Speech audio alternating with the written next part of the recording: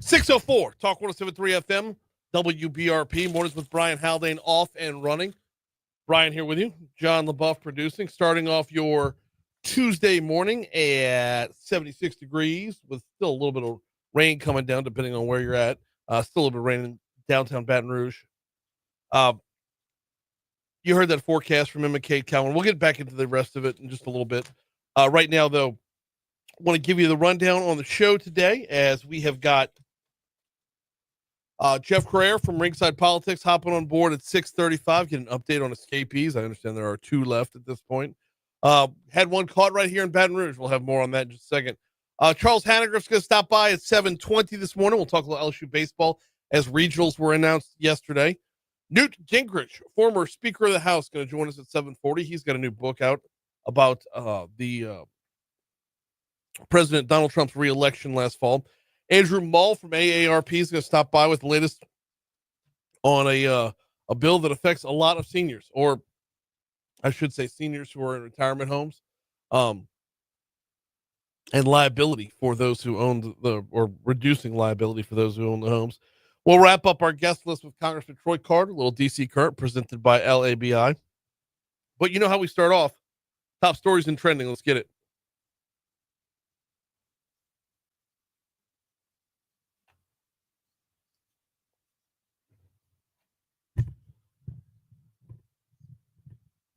Number 5.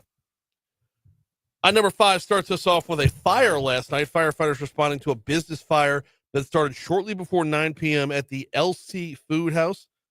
This is also known, I believe, as Caruso's Grocery business. Yeah, the business was formerly Caruso Grocery Store. It sits at the corner of Highland and McKinley Streets. Fire officials say it started from a malfunction in the drink cooler. The business was ruled at a total loss. Number 4. River Bend was one of 2 nuclear power plants across the state that went down over the weekend, causing more than 100,000 people to lose power down in New Orleans. River Bend unexpectedly tripped offline Sunday at the same time as a scheduled outage at Waterford 3 over in Kelowna, in Kelowna on the west bank of St. Charles Parish. Now, both outages happening at once. That meant there wasn't enough energy in the region to meet demand. However, by Monday morning, power was fully restored across the area. Number 3. Baton Rouge added 2,500 jobs over the past year, despite a slight dip in April. That's according to the latest data from the Louisiana Workforce Commission. The Baton Rouge Metro's seasonally adjusted employment in April of 2025 totaled 434,000 jobs. Now that's down 200 from March, but up significantly from April of last year. Number 2. Had a shooting around 1 p.m. at the McDonald's on South Sherwood on, I believe, Sunday that left 1 injured. Happened after a verbal fight became physical, with the suspect taking out a handgun and shooting the victim once, BRPD said. When police arrived at the scene, they found 1 male victim suffering from a gunshot wound. The victim was taken to a hospital, is in stable condition. The shooter left the scene before officials could arrive. Number 1. 3 escapees from the Orleans Parish Jail are back. 3 more escapees from the Orleans Parish Jail are back in custody. One of them, Lenton Van Buren, was picked up right here in Baton Rouge. The other 2, Leo Tate and Jermaine Donald, were arrested in Walker County, Texas. BRPD said Van Buren was spotted at the Hammond Air Plaza on Monday afternoon. He was taken into custody while sitting on a bench outside a department store. He was originally incarcerated on charges of parole violation, possession of a firearm by a felon, and illegal carrying of a weapon.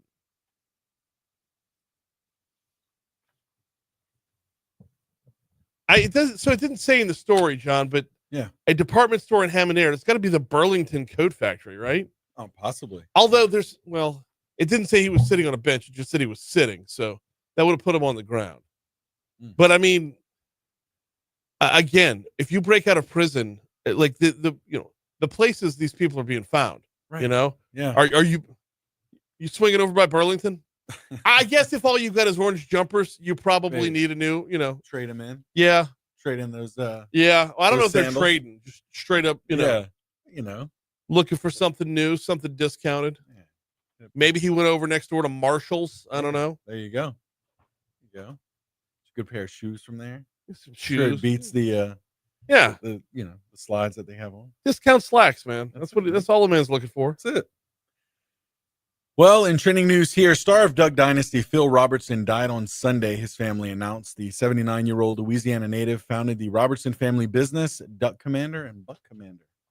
So, yeah. He'd had Alzheimer's. Yeah, I believe he is did. what he was diagnosed with. Yeah, very sad. It's Yes. I didn't realize Duck Dynasty had been off the air that long. Yeah. Good almost 8, Yeah, 9 years now. Yeah, I was about to say. So, but then at the same time though, when it was still on, I didn't realize it was still on for like the last 3 years of it. Right. Yeah. But that's something that hit home. Honestly, I came home Sunday night. Yeah, and my youngest daughter told me. She was kind of devastated. Yeah. Because if there's one show my kids can agree on, it's Duck Dynasty. It's always on in the house. Nothing wrong with Duck Dynasty. So yeah. Looking forward to the revival as well. Duck Dynasty, the revival, June 1st, actually. Really? Yep. All right. In other news, Billie Eilish was a big winner at the AMAs, taking home awards in all 7 categories in which she was nominated. So there's that. Are you a Billie Eilish fan? There's a couple songs, There's a couple songs. I don't know, man. I can't pull the trigger on liking her. I don't know. Because yeah, she'll have a song or two. But then that song or two will sound exactly like the other song or two, and then she'll just keep putting out. Right. But also like the level of entitlement that comes out of her mouth every time she opens it. There's that too. Personality wise. I'm just thinking of her as the artist who sings the songs, but you're right. As far as like interviews and things like that. Yeah, there's a Yeah. So you hadn't been around. You don't know. Yeah. Exactly. She turns me into old man very quickly. Yes. So among those nominations are Artist of the Year, Song of the Year for Birds of a Feather, Favorite Touring Artist, Favorite Female Pop Artist. See, Birds of a Feather is a good one. Yeah. That's one where I would like to like it, but it's her. Right. The song couldn't be anybody else. Yeah. Damn it. By the way, Beyonce, Best Country Artist. Saw that.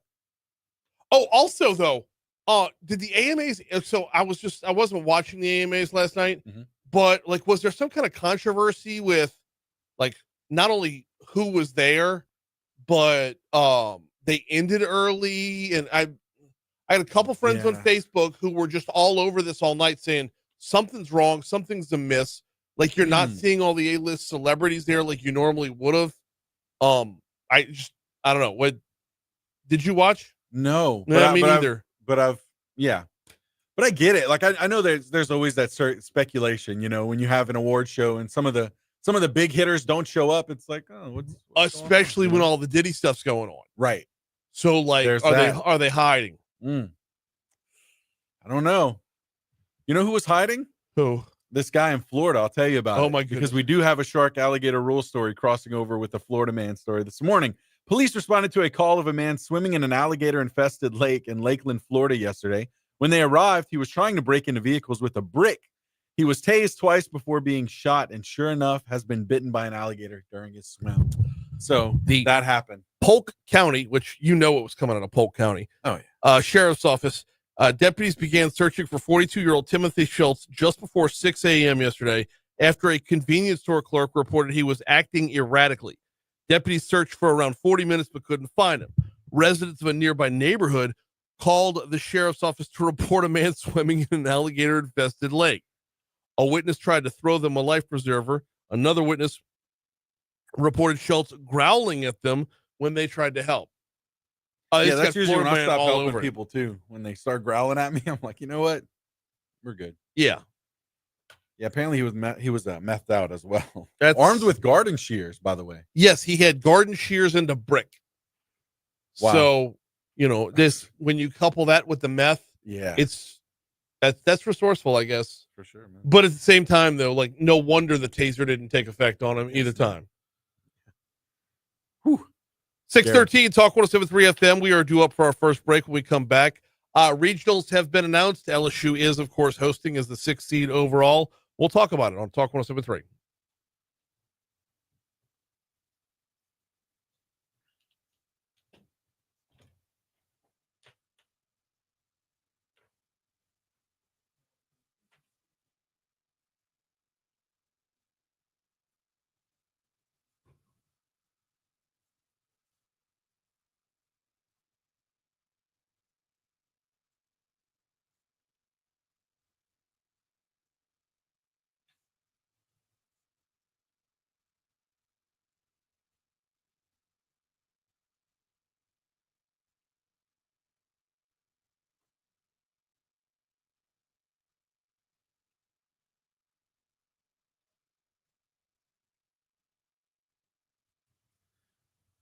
Good morning, Facebook. Hope you all had a great Memorial Day weekend. Let's hear about it. Anybody went to the Bayou Country Jam this weekend in Denham? Let me know.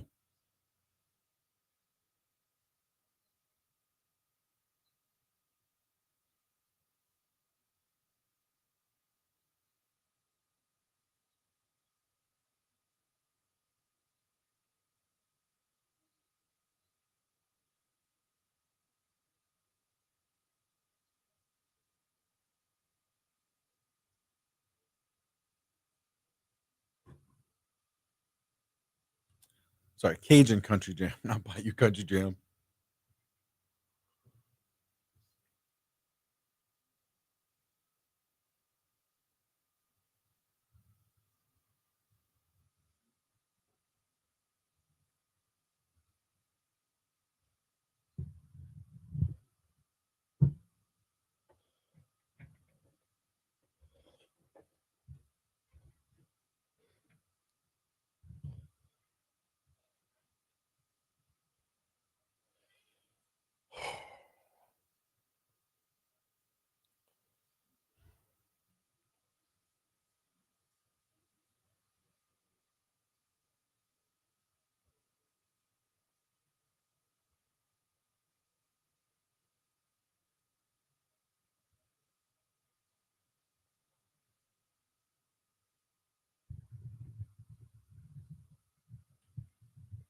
I was just asking the Facebook crew if they went to the Cajun Country Jam this weekend. That's a good question. Yeah, man. It was good, man. I was able to go. Oh, you went? I did, man. I was able to snag some tickets. So I was like, well, we had enough of them. Yeah, man. Well, it was somebody on Facebook Marketplace. What? It was somebody on Facebook Marketplace. What? Please ask. You paid for tickets? What? I didn't pay for them. Okay. So that was okay. So I will say that I didn't pay for them. I was able to snag them, and they had just enough for us. So it was awesome, man.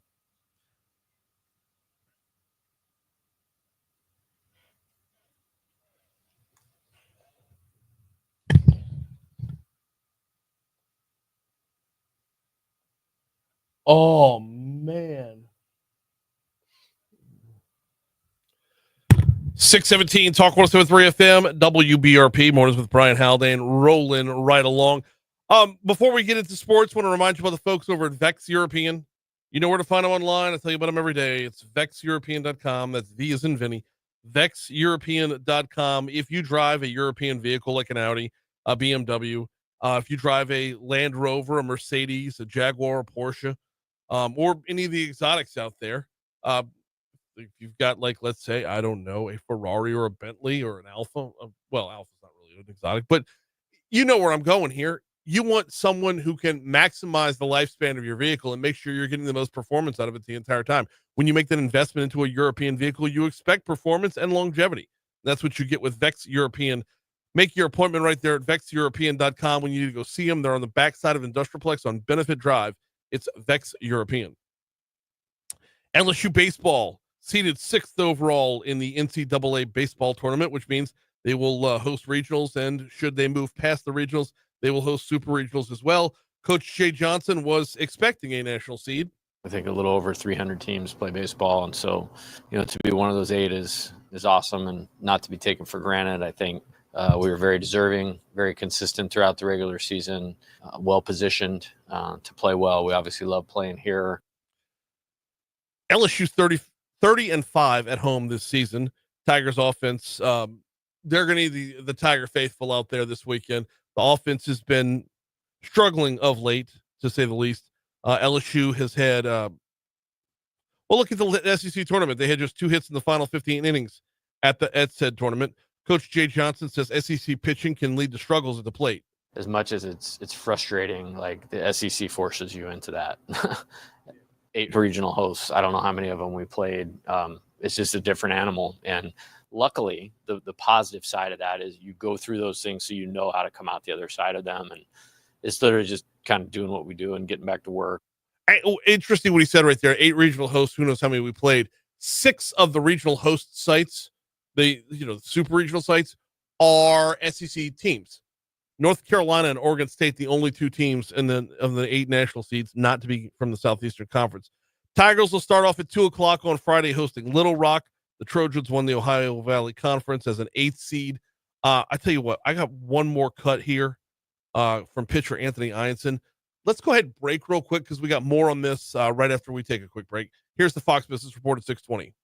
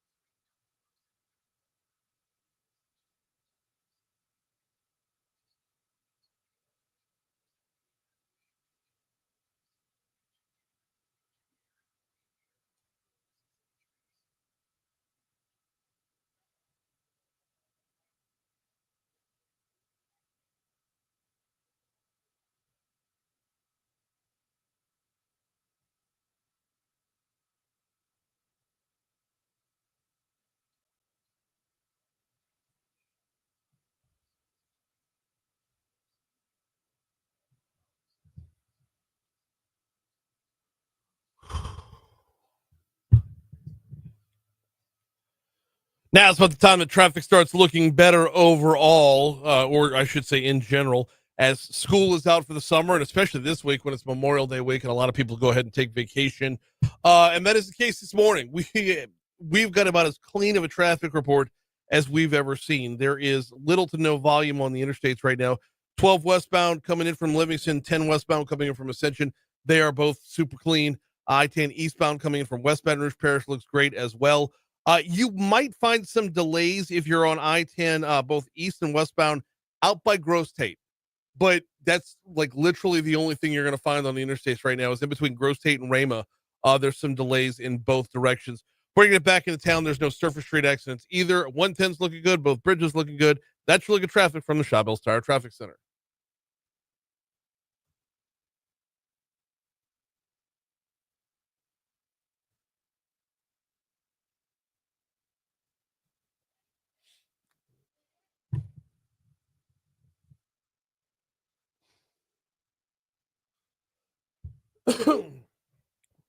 (624) at Talk 107.3 FM, WBRP, mornings with Brian Haldane rolling right along. Back to LSU baseball real quick before we move forward. Like we said, they're going to take on Little Rock at 2 p.m. on Friday.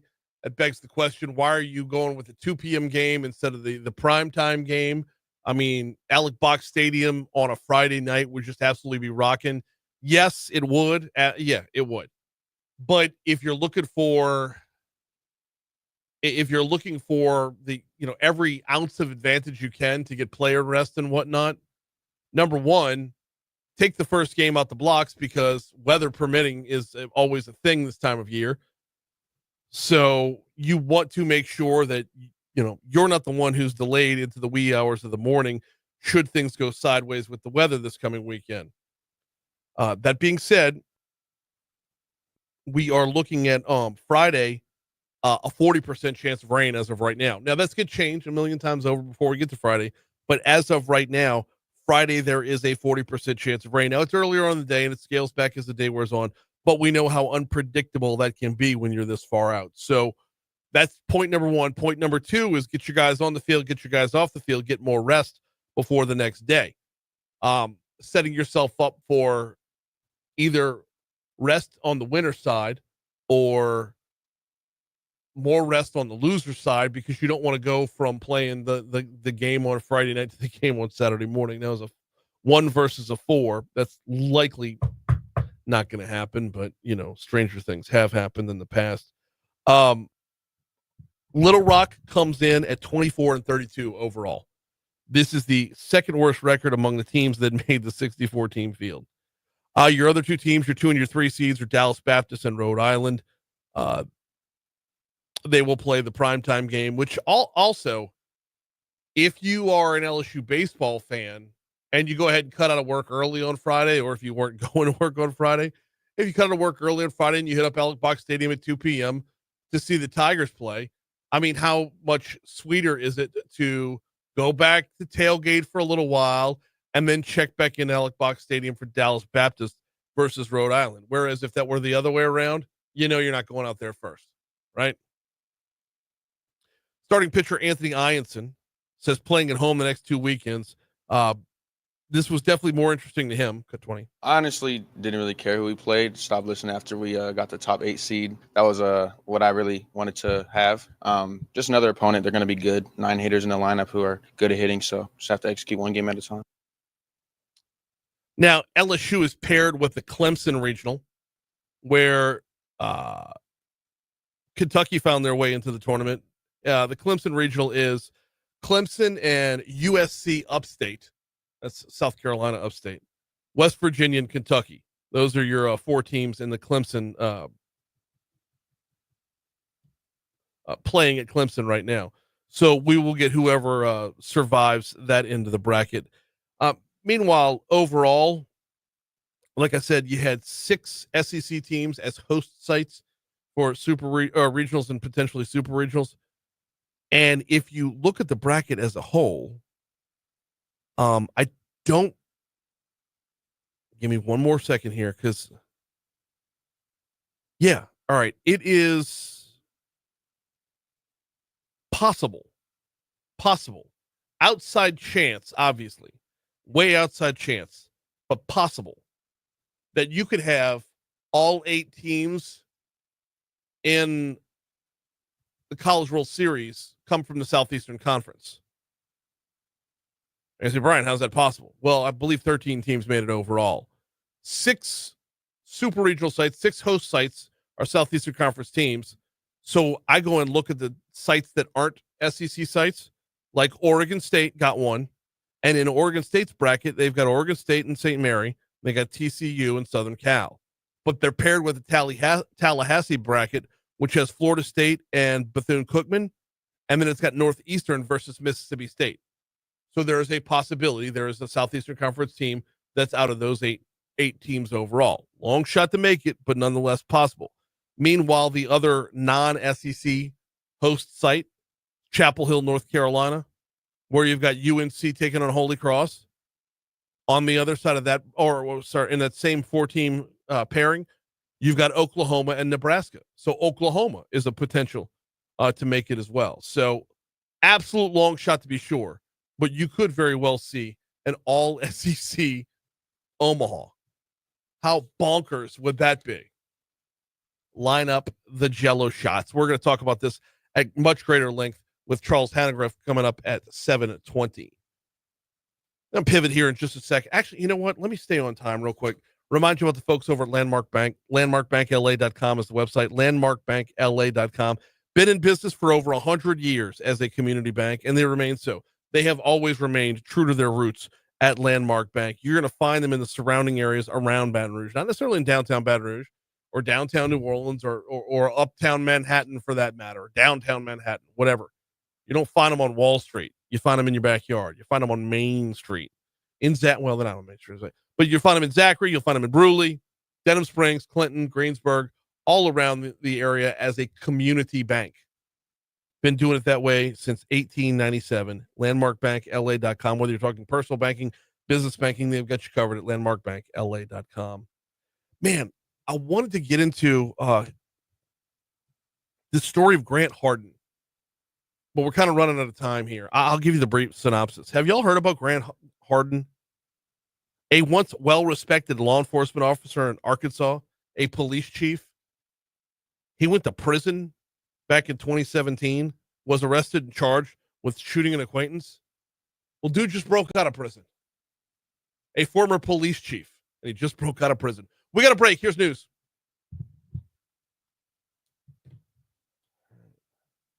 And good morning, Christy. Welcome in, sweetheart. We're going to talk escapees. We're going to talk garbage truck and whatever else comes that way.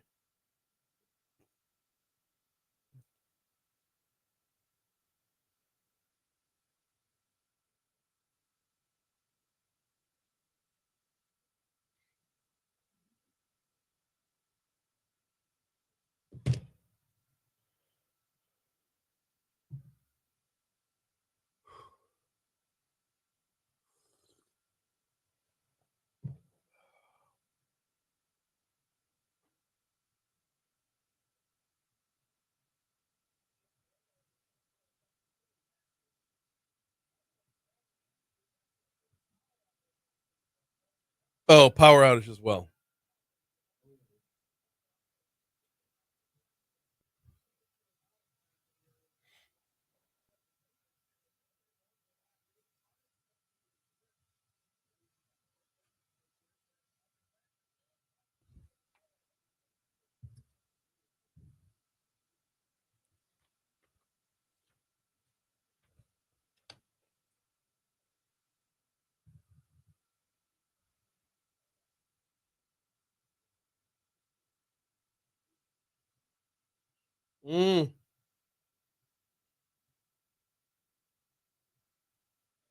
I knew it.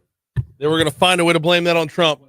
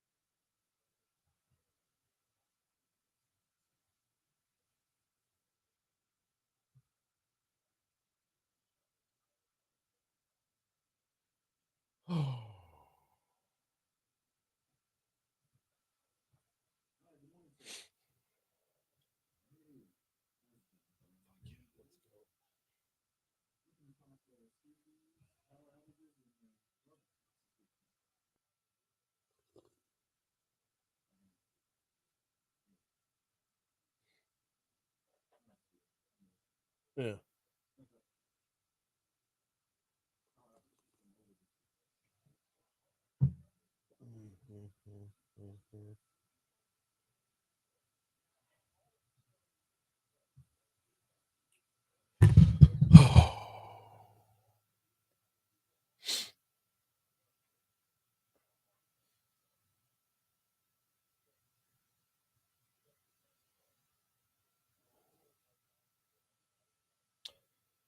I actually need to pay attention to the forecast here.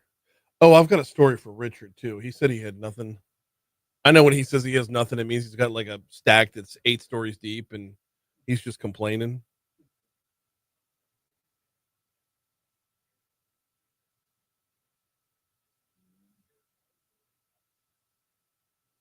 But that public service commission story is worthwhile for him.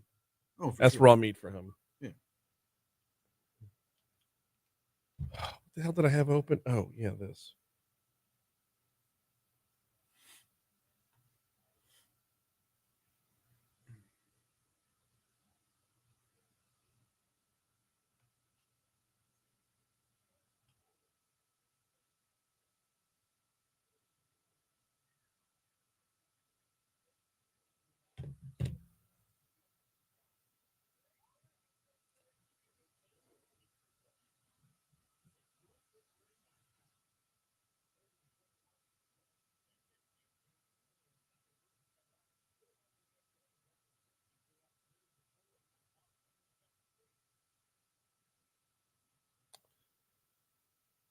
Going to be a mixed bag with the forecast all week long. Here it is from Emma Kate Cowan.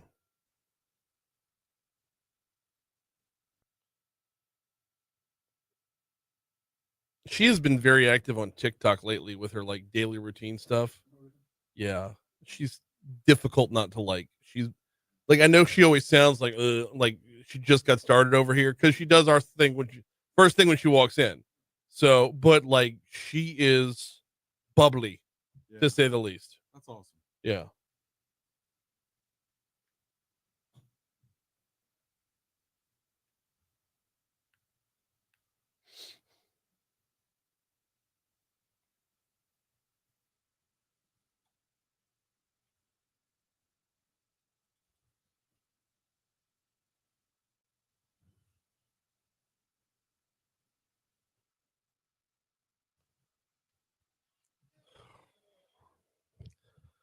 .637 Talk 107.3 FM WBRP mornings with Brian Haldane rolling right along. We're at 76 degrees to start off your Tuesday morning.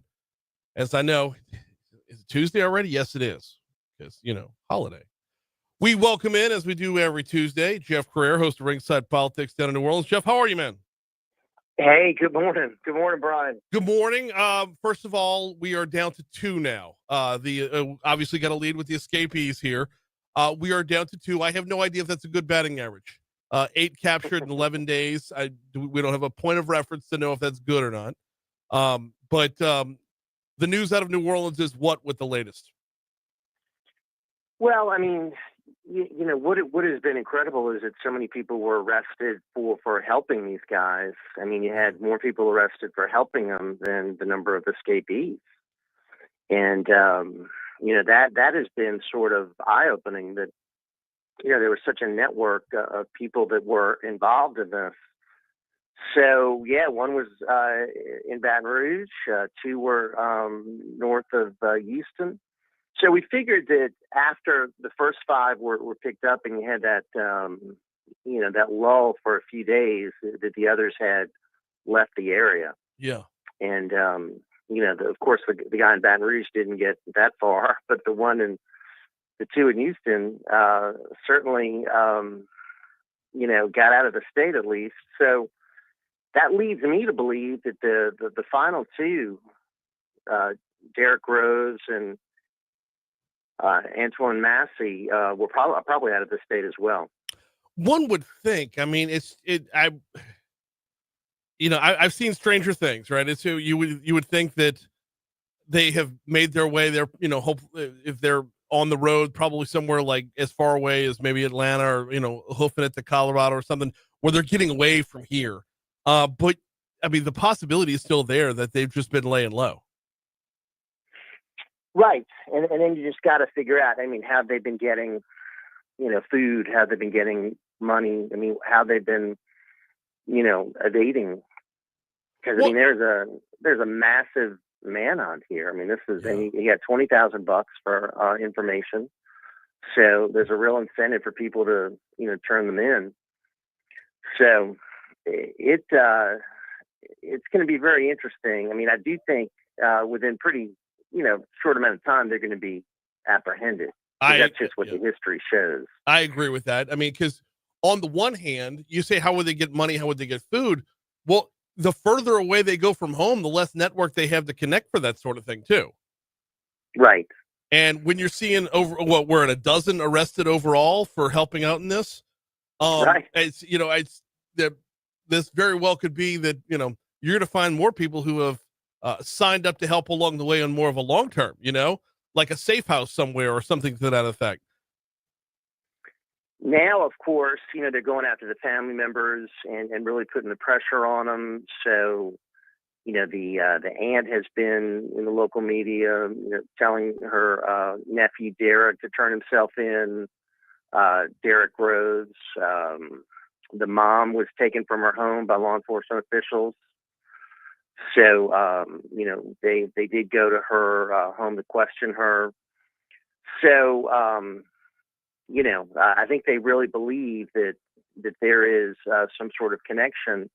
And interestingly, the grandmother of Derek Rose is Kim Groves, who was shot and killed in 1994 after a corrupt NOPD officer, Lynn Davis, ordered a hit on her. She's a mother of three.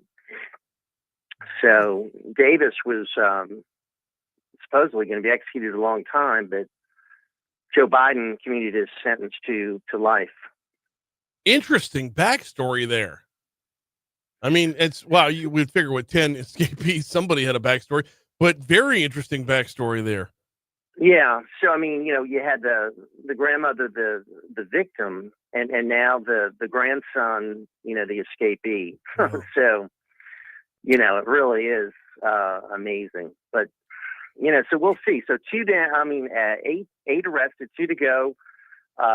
Still an international story. I mean, there's still so much interest in this. You still have all these national news reporters doing reports here.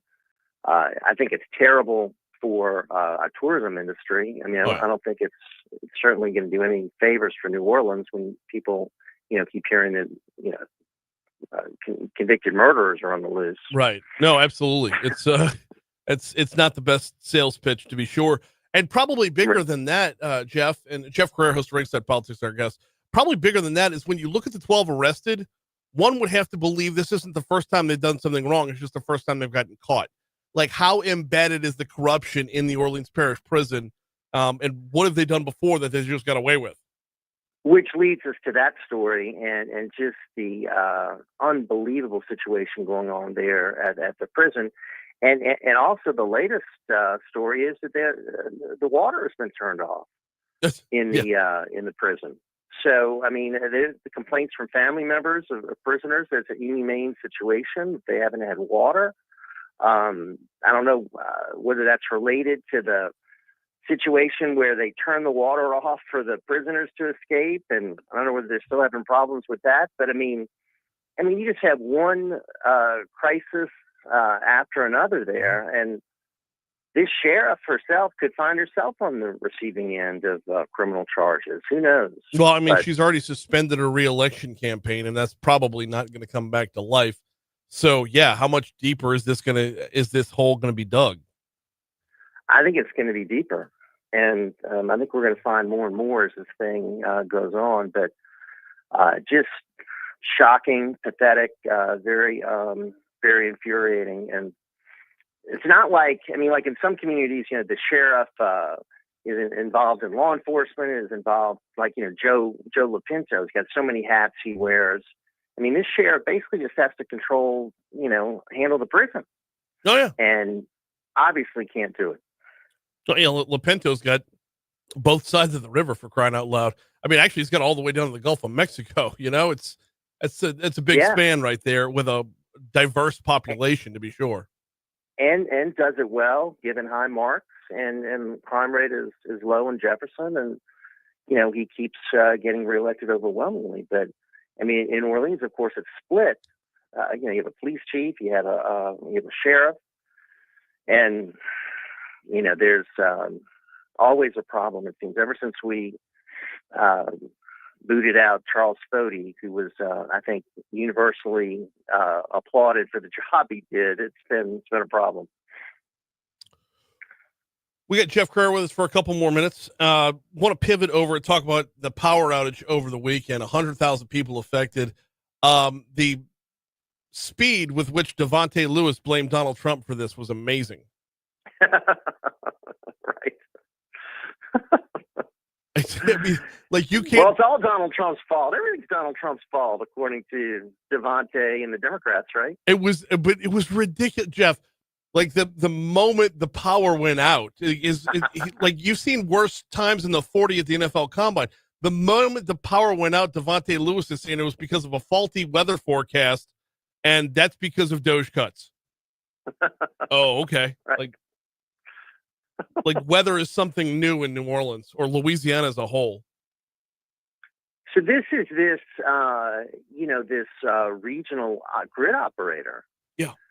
And, we're talking about 100,000 customers here. Mm-hmm. I mean, this is obviously something that's a big, major concern. And he had huge parts of the area involved in these power cuts. So, obviously it's something the Public Service Commission is going to have to deal with, Brian. Yeah, on a much bigger scale. And I don't know what possibilities are there on the other end. What room do they have to make like significant improvements within just day-to-day operations? I think there is going to have to be more notification. I mean, the commissioner is Eric Scrametta, who represents this area, saying that it needs to be done better. He said they need to improve the notification process. And, I think at a minimum that needs to be done. But, the question is that, we're being penalized, I guess, for, what is going on regionally here. This isn't anything that is like weather related. So, I mean, this is a regional operator ordering a blackout of our customers. So, I mean, they had the Greek Fest that had to extend their hours because there's a power outage there. Really? I didn't realize that was this past weekend.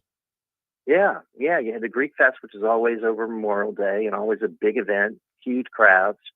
So they extended it because you had a power outage there. So this is an issue, and, we'll see what the commission can do. I think more people are going to be now focused on the Public Service Commission, which really doesn't get a lot of attention.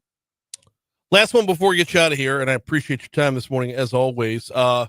Garbage truck overturns up on the interstate and causes all kinds of commotion. Yes. Right. Yes. What happened? We have garbage issues here, Brian. Right? They're overturning. We got the Rockstar trash always in the news. So, yeah, we have problems with garbage. Well, do we know what happened there? It overturned. I mean, did it cause any structural damage? I don't think so. It caused a massive problem as far as traffic, but I think it's been checked out. I don't think there was any structural damage, but yeah, I think they're going to get back to us as to what exactly happened here, whether it was just negligence or what. Yeah. Of a problem with the truck, but yeah, it was one of the challenges we have here. It's always something with garbage. He is Jeff Crouere, host of Ringside Politics. His show's coming up about 10 minutes from right now. Jeff, we'll talk to you next week, man. Appreciate it.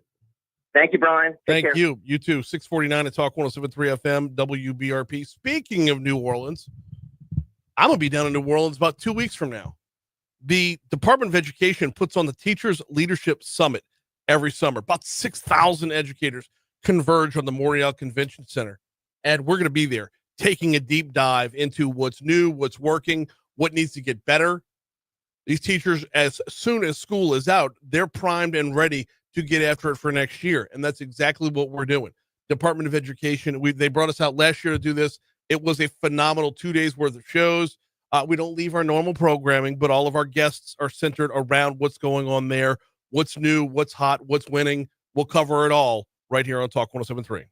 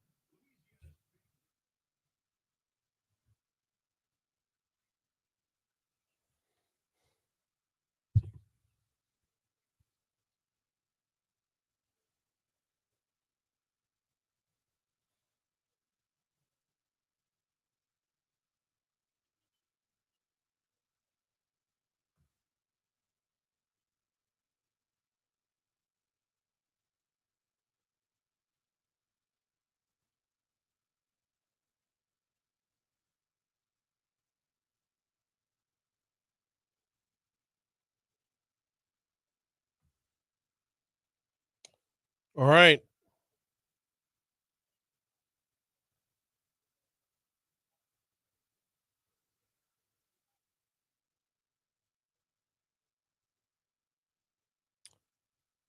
I need to get my calendar for tomorrow. I've got to gonna I need to see if I get Lori Schlegel on the show tomorrow.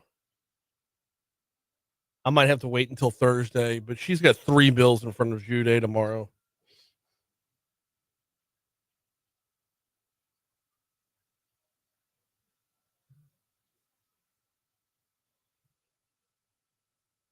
Oh,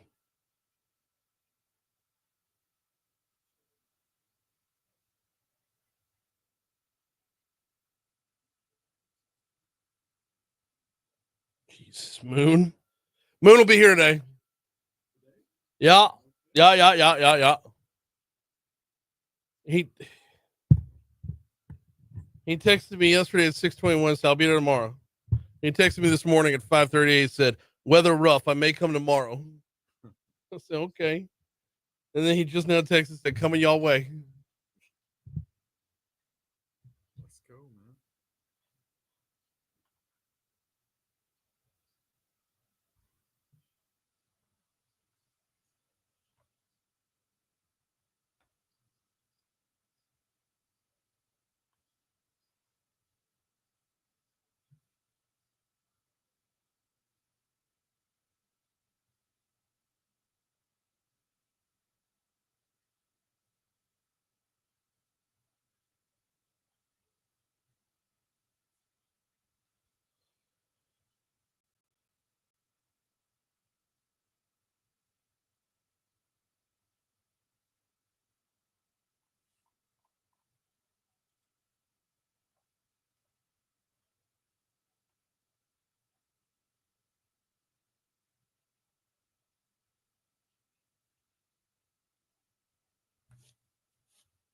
Mellorine's bill going to be in there?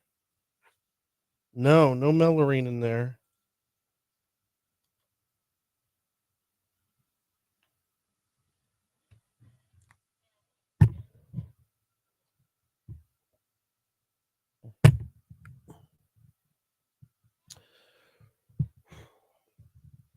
.655 Talk 107.3 FM WBRP. Mornings with Brian Haldane rolling right along. Man, I'm looking at the calendar. I got to get over to Haspel this week, John.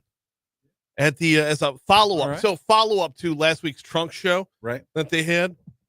I fell in love with one of the suits they got on the rack. It's not a seersucker suit. Uh-huh. I still don't have a traditional seersucker suit. Which, by the way, Sine Die and National Seersucker Day are scheduled for the same day. So okay, June 12th. Yeah, June 12th is National Seersucker Day. I'll be down in New Orleans for the Teachers Leadership Summit for that. That's right. But they've got I think it's called pin cord. It's a different type of stitching.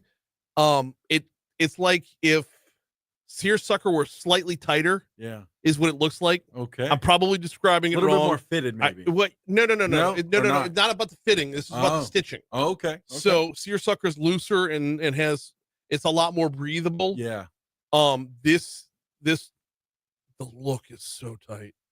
I mean, even on my fat self, like I put it on. I didn't feel like Stay Puft, the morning show host. Right.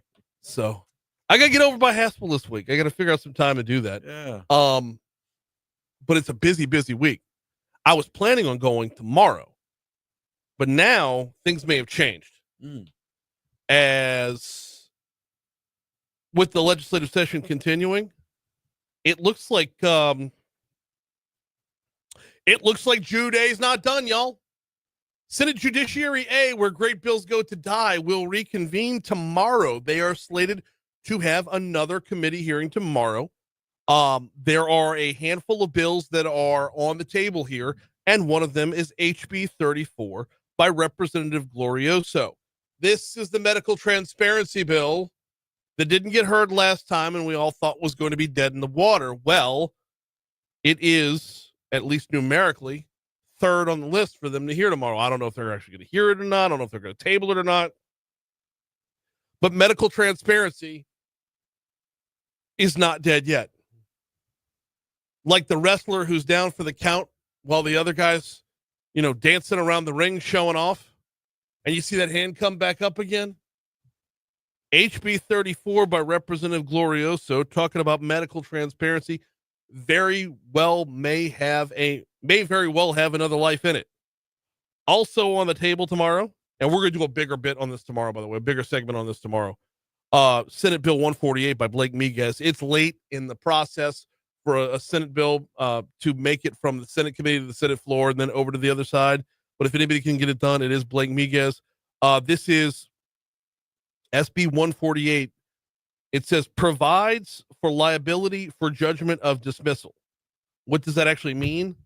Well, any defendant against whom all causes of action are dismissed by the granting of a... I'm just going to make it more confusing if I read the whole dadgum thing. If your charges are dismissed, you can go back. It's a frivolous lawsuit bill. Let's just put it that way, just to be nice and neat about it. But what we thought was dead is coming back to life. Jude A will meet tomorrow, 9 a.m. And as I look at the agenda, oh God, there's so many different bills that they might waste all their time on. But there are 2 or 3 that are very, very vital to the overall insurance package that we've been talking about nonstop. We'll see if we can't get somebody from inside Jude A to join us tomorrow morning to talk about it. Right now, though, we're coming up on 7 o'clock at Talk 107.3 FM. I had a whole segment to do right there, talking about how there's only about a little over 2 weeks left in the session. Tell you what, let's punt on that till the end of the next hour. John, let's cut you headline up for here. Let's move him back to 7:55. All right. Because once I saw that Jude A was slated for tomorrow, I got a little bit happy right there. Right. Got a little excited. Kind of wanted some room to run right there. Yes, indeed. I have weird things that make me happy. It's 7 o'clock. Here comes news.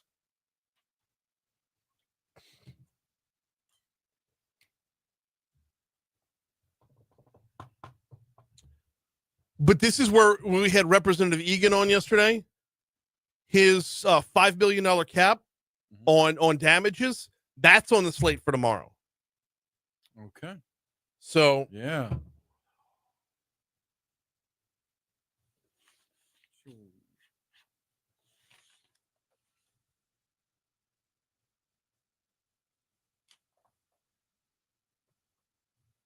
Representative Carver's bill about deceptive advertising.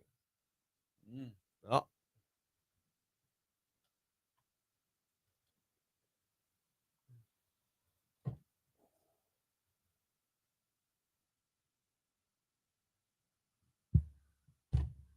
Well, hell. Moon texted back again, said, no, the weather. I'll try in the morning. Oh. Okay.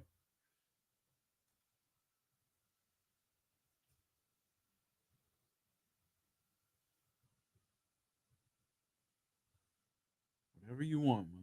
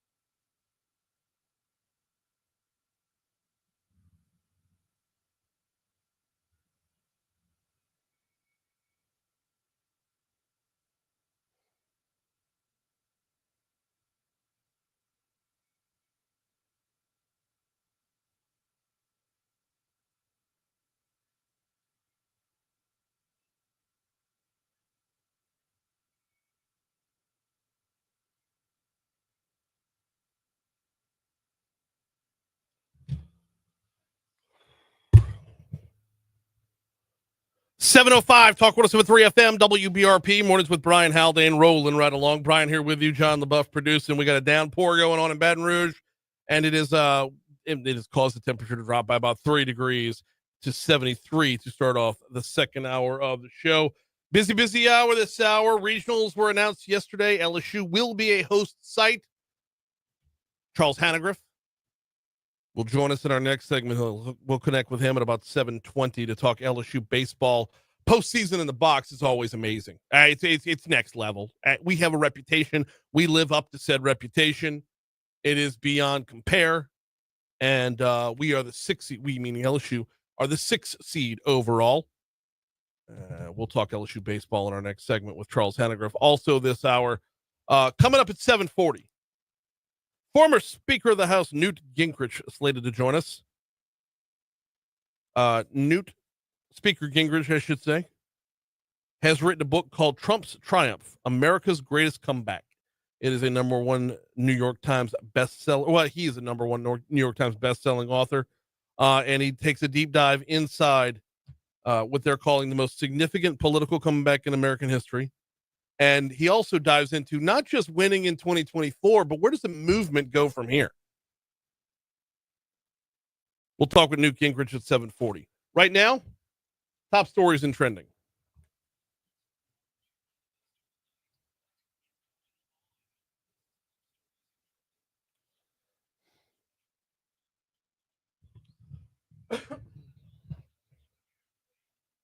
Number 5.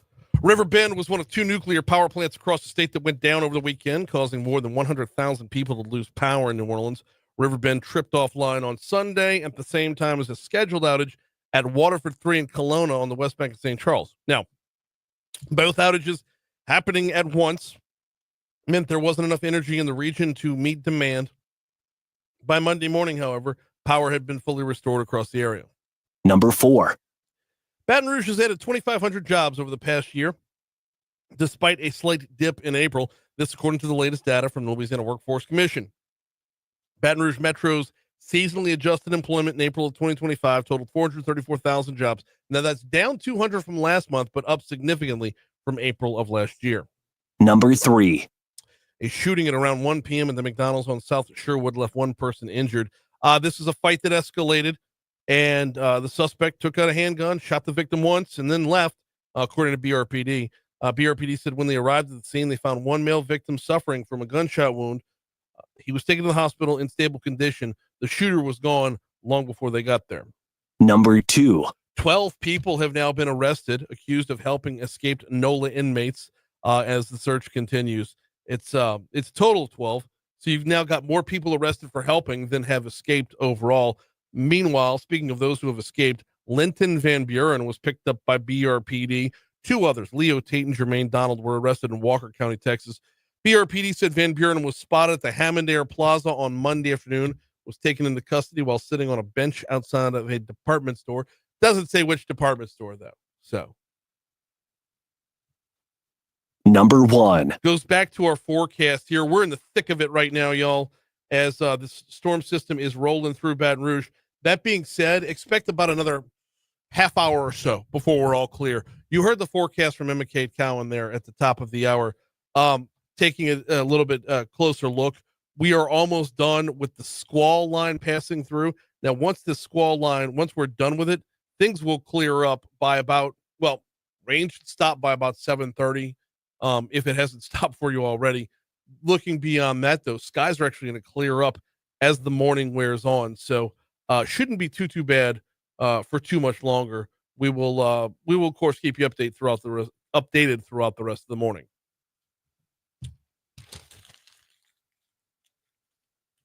What's trending, John? Well, Phil Robertson, star of Duck Dynasty, passed away on Sunday, as his family announced. The 79-year-old Louisiana native founded Robertson family business at Buck Commander. And then, of course, Duck Dynasty making the airwaves, and, Willie and Jason, Cy, and, all the Robertsons with all their different levels of personality and whatnot. And the staple, the glue holding the whole thing together was, the old man. Yeah, absolutely. And just a very grounded individual. Right. Very, you hate to lose the guy. I mean, 79 years old. Right. to Alzheimer's. So Yeah.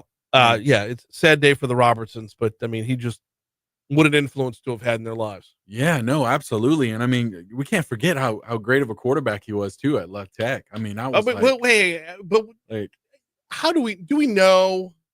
well, I mean, He was before Terry Bradshaw. There's not a lot of Right. YouTube footage of right, old Phil Robertson under Right. center. but I don't know. What could have been? You know? Did they even have the forward pass at Louisiana Tech before Terry Bradshaw? right.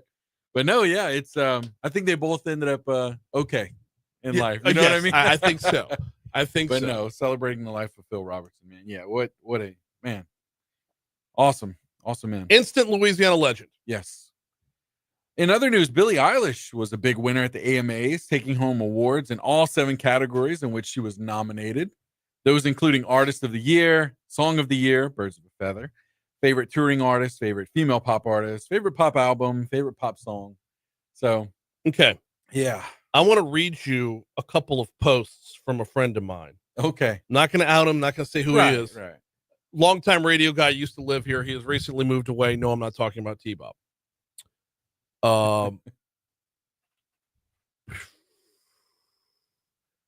Okay, going back to during the AMAs last night. He says,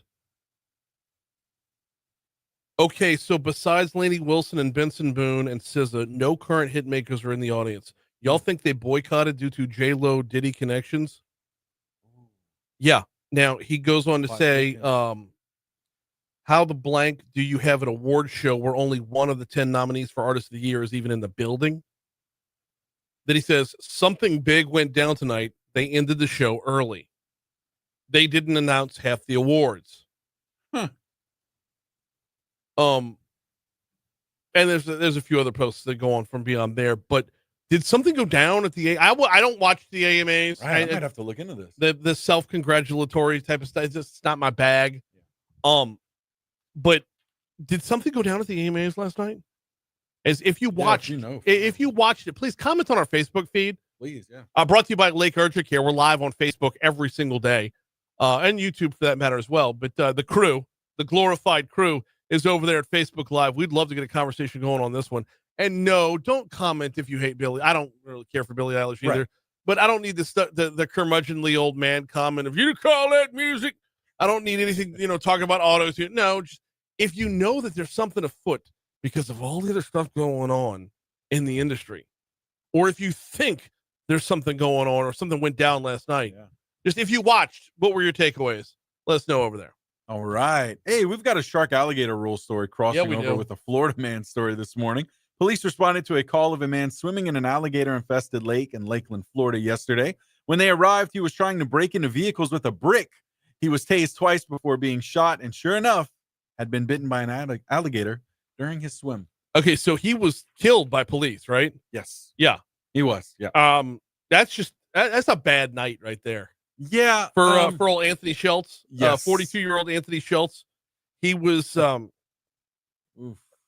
Polk County, and this was Sunday night into Monday morning, correct? Yes. Where the Polk County Sheriff's Office deputies began searching for him just before 6 a.m. after a convenience store clerk reported he was acting erratically. So they come out, they look for him, they find nothing. Well, residents of a nearby neighborhood said there's somebody swimming in this lake, and the lake is infested with alligators. Well, Schultz gets out the lake. He's got himself a pair of garden shears and a brick. Yes. As one would. Ugh. And he's trying to break into cars.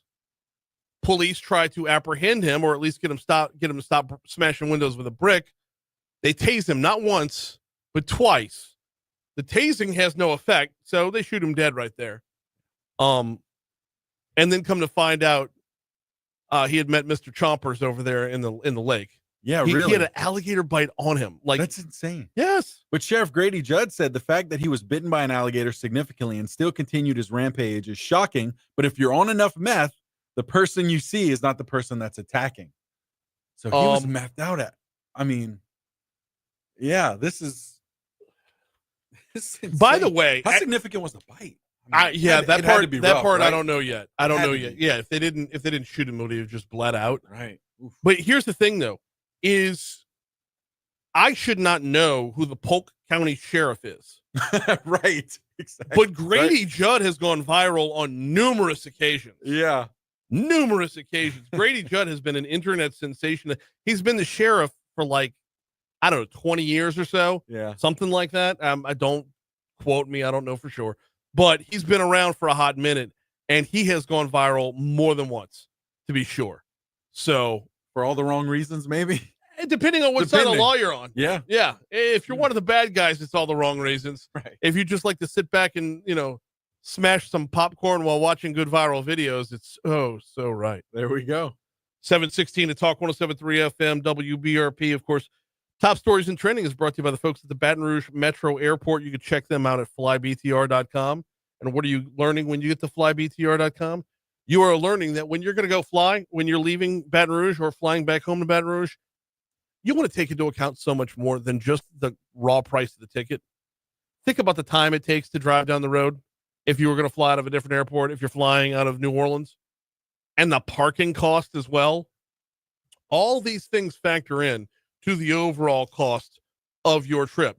And they also factor into the overall value of your trip. Do you value your time? Do you value your peace of mind? I mean, dealing with the parking nightmare down there is awful. And TSA here is just pleasant. I mean, it's just downright pleasant. On top of that, you're supporting a local business. Check them out at flybtr.com. Quick break. Hannagriff's next.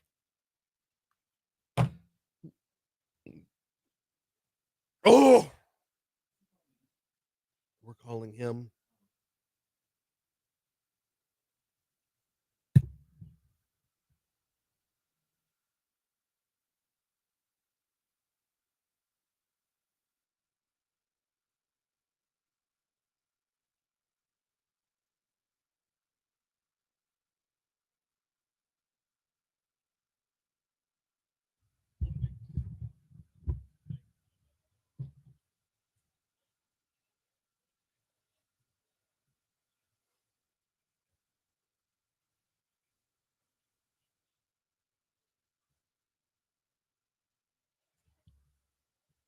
Anything on the AMAs yet?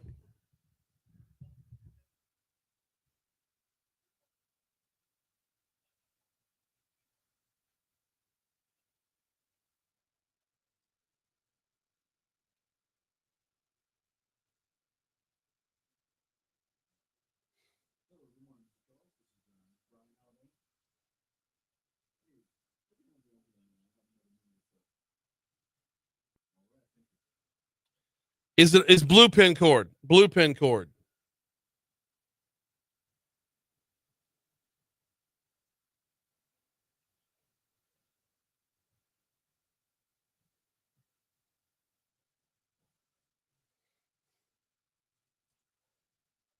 So yeah, I got to figure out when I'm going over there.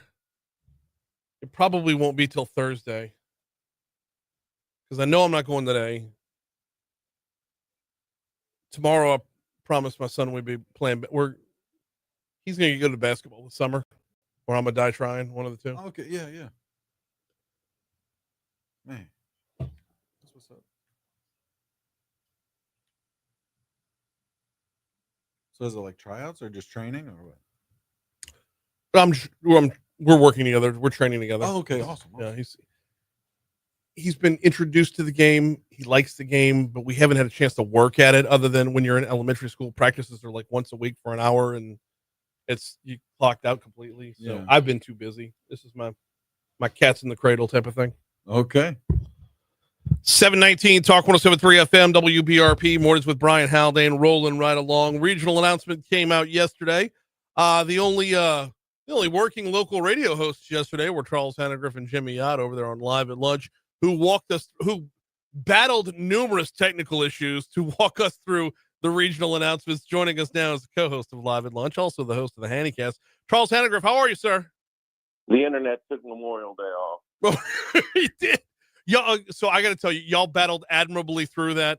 As I understand it, during the second segment, you were just hauling butt to get back here, right? Yeah, something like that. It was interesting. Our location was advantageous in relation to the radio station. Yes, absolutely. So announcements come down. Are you surprised by the draw we got? Not overly. It's a good draw for LSU. There's not this monster SEC team, on the in a 3-hole, which of course you can't do. But I can't think of a better draw that they could have gotten. You have a fourth place team that had lost 13 out of 14 games going into their conference tournament and then ripped off 5 in a row. So Little Rock's got the worst record in this tournament. Rhode Island's got a very good team, but if you compare it to number 3 seeds, across the country, they're not Mississippi State, they're not Kentucky, they're not Nebraska. Dallas Baptist is a very good team as a 2 seed that LSU saw back in February in a game up at Globe Life. But are they as strong as some of the other 2 seeds? I would say no. So I thought it was a very good draw for LSU. The let's start with the LSU bracket, or how it's going to break down over the weekend. We've seen Dallas Baptist before, beat him 7-3, and I believe Connor Ware was on the bump to start that game off and really only gave up 1 run. When you look at Dallas Baptist versus Rhode Island, how important is it to remember there's a difference between February hitting and May hitting? Well, it's going to be warm on Friday, and we've seen some teams from the northern part of the country come down here in May, June, and it's a transition. I mean, you can hydrate, and of course they do that, and they make plans for it, but until you actually get in it, for a team like Rhode Island be playing in Baton Rouge, Louisiana, that's going to be a big adjustment for them. As far as Little Rock's concerned, should we be, I don't want to say overlooking, but my goodness, it is tough to take seriously a team with a losing record.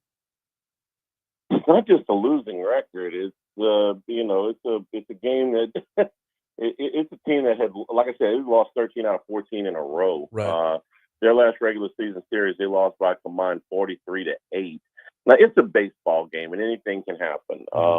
This has been one of the stranger seasons. Missouri lost 24 games in a row in the league. Went to A&M and won 3 in a row, and they lost their last 4. So explain that to me. I've seen teams, with big upsets. The biggest upset I ever saw was Rice was throwing a number 1 pick, top 10 pick in the Major League Baseball draft, and Texas Southern beat them in a regional over in Houston in 2003. So anything can happen, but statistically on paper, this is one of the weaker NCAA tournament teams that I've seen. We got Charles Hannagriff with us talking about the LSU regional coming up this weekend, Friday, Saturday, Sunday. Of course, 2 p.m. your start time. Let's talk about playing the 2 p.m. game rather than the later game. So there's a couple of things here. Number one is recovery time. If you play the second game, if you happen to lose it, you got a really quick turnaround. But even if you win it, you're going to be at the ballpark late. You play the 2 o'clock game, you get out. Hopefully you win. You get everybody off their feet by, say, 5:30 or so. You have the night to relax, and you're waiting all day on Saturday. So there's the recoup time. The second one is sort of dated. Skip did this years ago when LSU was really on the hook for regional bids, that people will make special plans to go see LSU play in a regional. They'll take off work at 2 o'clock. They'll leave whatever they're doing early. They'll go out there and they'll fill the park. And a lot of them will stick around. They've already bought the tickets, so they'll go into the second game and, maybe catch 3 innings or so just to see who LSU is going to play next.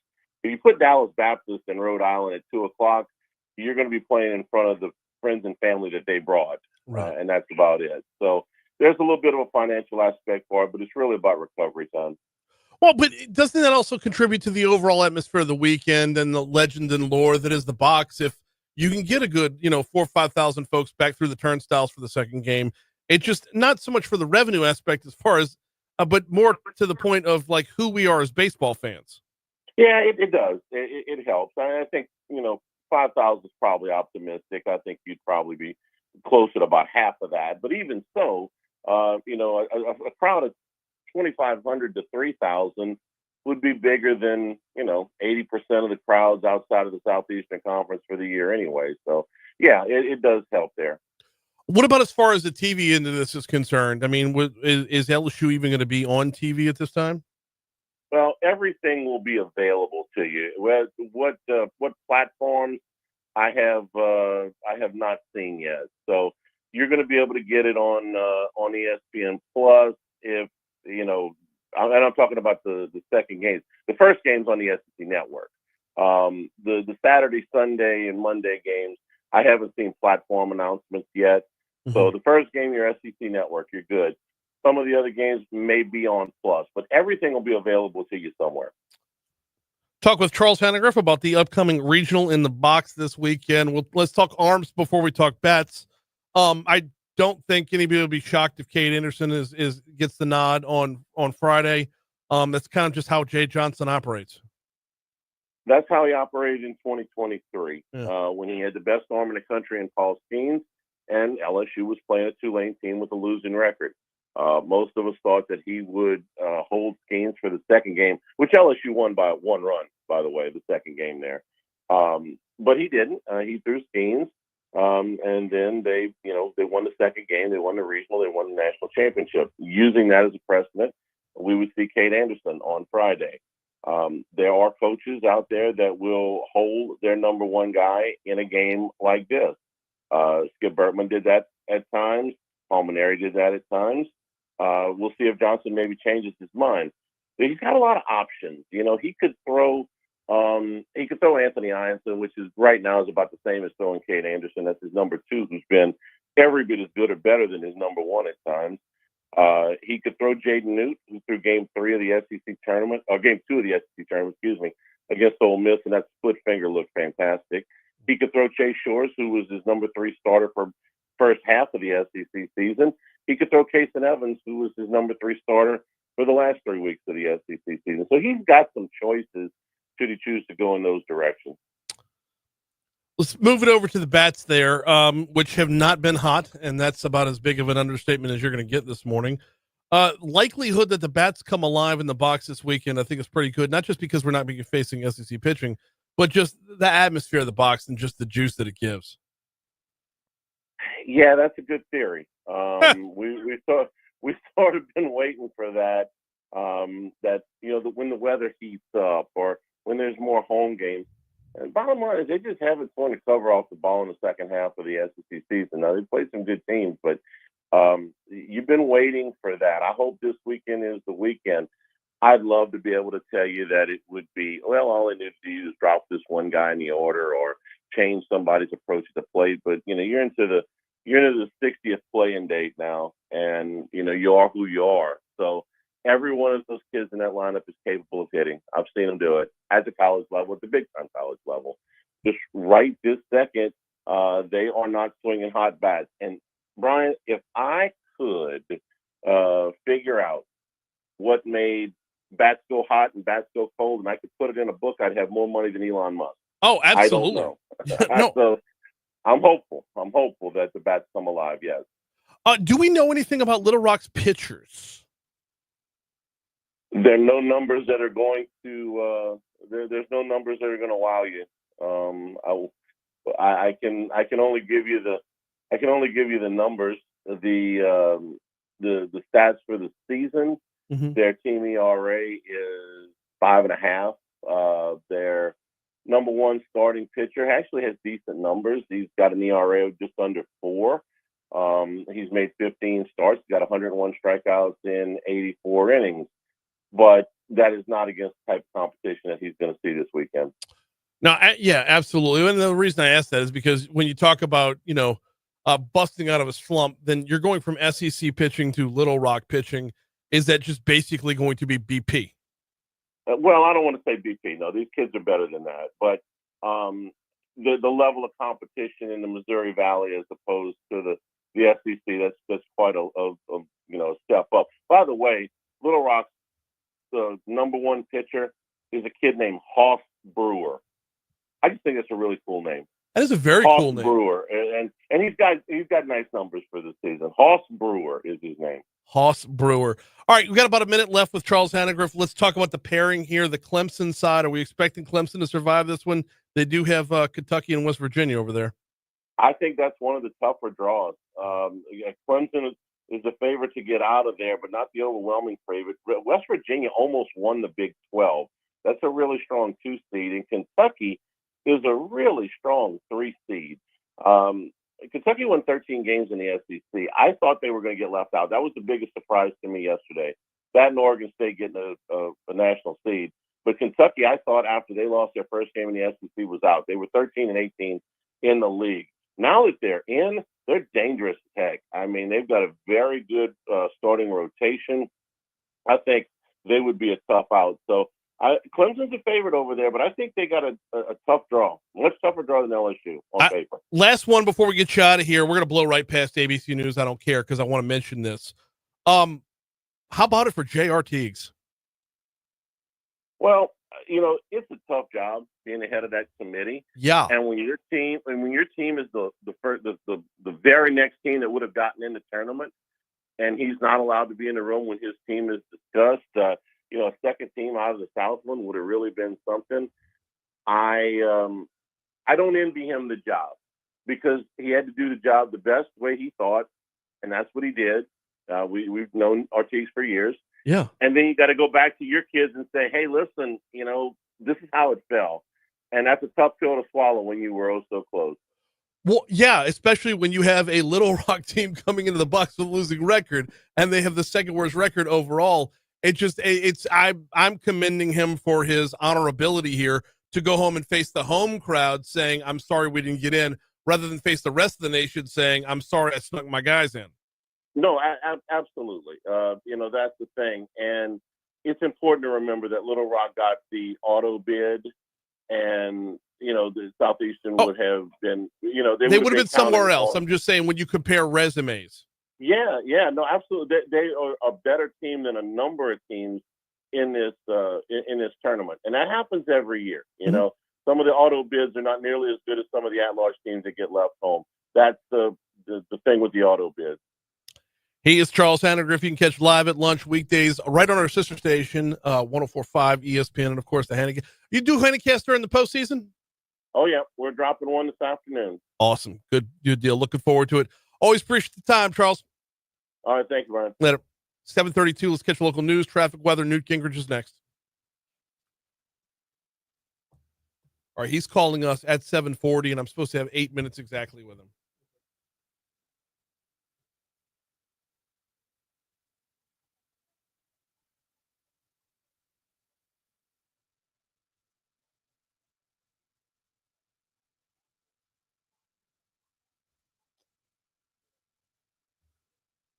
Charles, Hanny's being nice right there, man.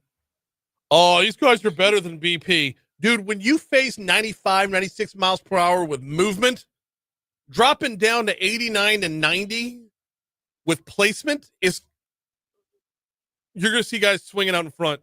Like that position player that struck out Shohei Ohtani.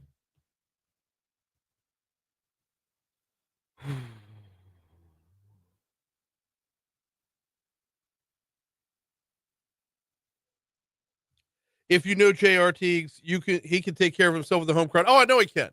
I absolutely know he can. But it would be very, very easy for him to use some influence, use some sway to find a way to make it Southeastern the 63rd team in, as opposed to the first team out.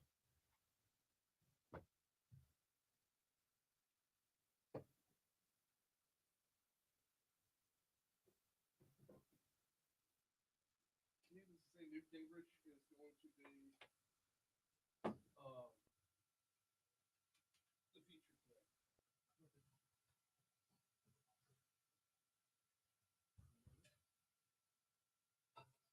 Sounds good.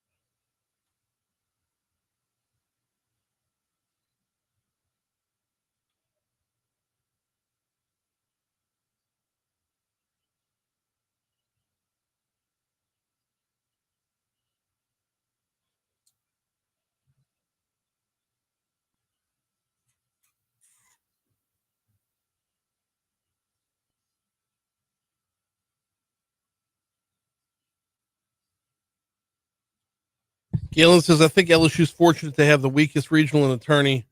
Reminds me of no name Stony Brook coming to town. Stony Brook was a super regional though. So like, yeah, I could, but if you see, trying to think of the comp here.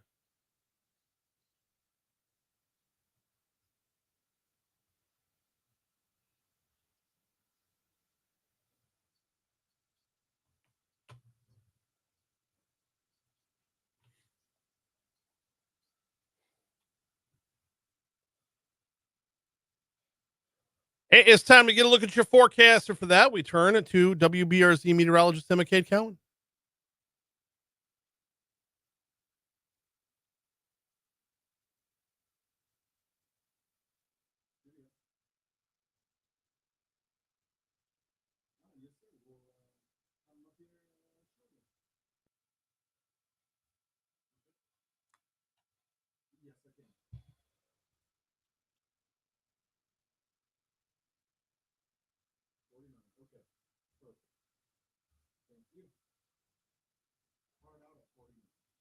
Hard out at 49. Is he up already?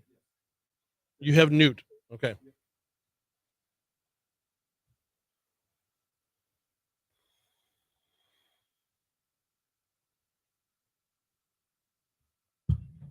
.738 Talk 107.3 FM WBRP mornings with Brian Haldane rolling right along. So we saw history unfold last November, as Donald Trump reclaimed the White House, and what was a historic comeback overall.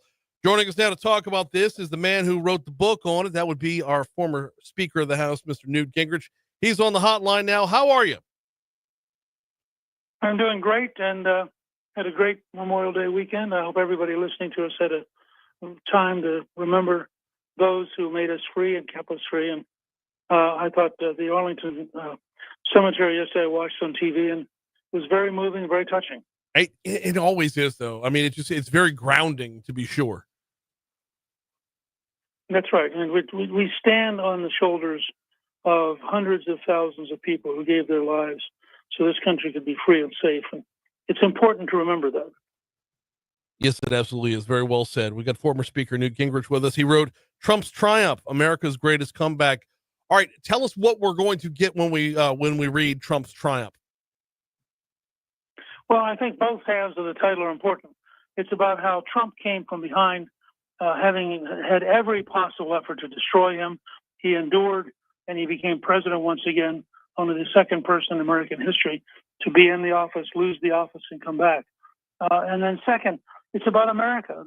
The comeback isn't just Donald Trump. The comeback is the whole country, because the American people concluded that they could not afford the Obama-Biden direction, and that they had to profoundly change direction, and they had to take on the core establishment which has governed Washington for the last 90 years.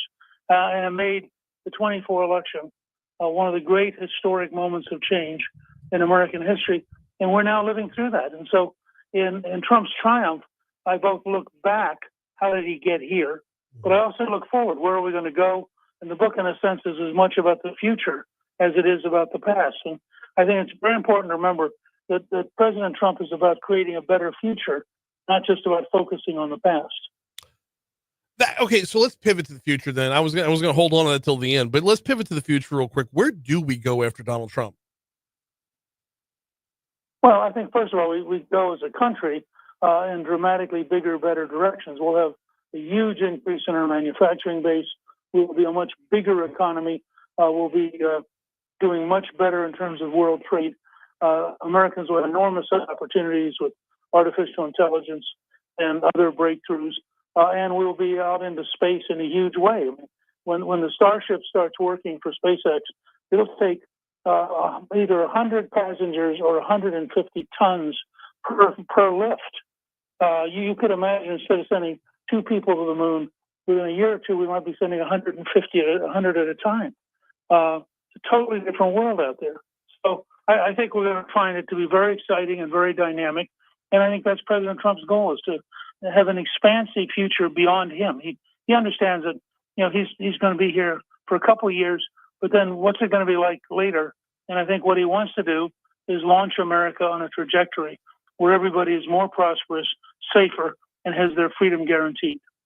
We're talking with former Speaker Newt Gingrich about his book, Trump's Triumph, America's Greatest Comeback. Speaker Gingrich, how much of this is about the personality at the top versus the movement overall?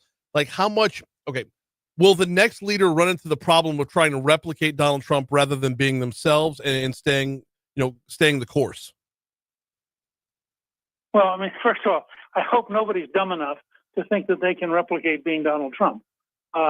He is a unique phenomenon and one of the 5 greatest change presidents in American history, along with Jefferson, Jackson, Lincoln, and Franklin Roosevelt. So whoever comes along can be his successor, but they can't be his replacement. And I think that's just a reality. You're lucky to see a leader of this caliber once in a lifetime. And so in that sense, he's what you will see is that the movement, and they're interactive. The movement created Trump. Trump expanded the movement. The movement was there in the Tea Party. It was there for Reagan. It was there for us when we did the Contract with America. So the movement has been there. Trump grew it dramatically, gave it a voice, gave it a set of directions. And the two interact, in a sense, synergistically. He made the movement bigger. The movement made him bigger. And the combination of the two is changing America. How close is the movement to what? So I was a Reagan Republican. I was my first time was when you were Speaker of the House. I was coming out of high school at the time. It's that I feel like it's different now because we're seeing the morphing of parties or there's a whole crossover here where you have like an RFK who decides they're going to move across the aisle. You have a Tulsi Gabbard or an Elon Musk who were all Democrats before. How has the movement morphed over time to where party lines seem to mean a little bit less? Well, I think party lines mean a lot, but they're changing who's in the party. As the Democrats went further and further to the left and became more and more dominated by Harvard and Princeton and Yale professors, they alienated working Americans. Their values were not the values of working Americans. And we run a project called the America's New Majority Project, which people can see at a website with that name, America's New Majority Project. 15% of the country favors males competing in women's sports. 15% of the country favors teachers being able to do whatever they want with parents having no input. I mean, you look at the number of issues that the left believes in that are down in the 15%, sometimes 20% of range, and they're literally alienating people. Trump became the first Republican president to carry the Catholic vote with 56%. He got the highest percent of Hispanic votes of any Republican in history, but the highest percent of African-American males since Dwight Eisenhower in the 1950s. So, something's happening out there. And what's happening is if you are a sort of college professor, PhD, rich lawyer, you're leaving the Republican Party because it makes you very uncomfortable. If you're working for a living and you're out there every day, you are leaving the Democratic Party because it makes you really uncomfortable.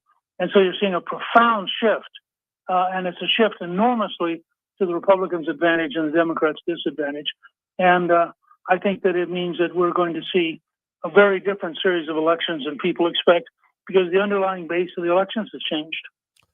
We've got Newt Gingrich with us for just a couple more minutes. I don't want to get like overly hyperbolic, but is the Democratic Party on the verge of, are they looking at an existential crisis right now as a party? Well, no, I think they're on the verge of a civil war. I think you have common sense Democrats who understand that the great years of the Democratic Party, they were moderates. They appealed to working class Americans. They paid attention to the grassroots. And then you have almost a religious zealotry left wing, which was captured sort of by AOC and her tour with Bernie Sanders, preaching socialism now to a country which thinks that that's crazy. So I think you're going to see in state after state primary fights between two kinds of Democrats, and the energy and the drive in the Democratic Party right now is on the left, and they're going to take the party further to the left. The Republicans went through this with Roosevelt in the 1930s. Republicans were shattered and dropped down to very, very small numbers in the House and Senate, and had to spend about 10 years rebuilding themselves. And I think you may see the same thing happen with the Democrats because they just can't come to grips with the fact that the base of their party doesn't like the activist wing of their party, but the activist wing is the noisy, dominant wing. And that could well make them get smaller and smaller for a while. Future stars. Who are we looking at on that next generation? What are a few of the names you think might start to rise to the top over the next few years? Well, look, there's no question. I watched him at the cemetery at Arlington Cemetery yesterday for Memorial Day. I mean, J.D. Vance is the most likely Republican nominee in 28. He is clearly committed to Trump. He's only 40 years old. He's methodically doing his job. And he's, I think, very, very impressive. But there are a lot of smart Republicans out there. Governor DeSantis in Florida is still remarkably competent. The governor of Georgia is remarkably competent. There are a number of senators who you have to think could potentially run for president if they wanted to. So, there's a lot of talent in the Republican Party right now.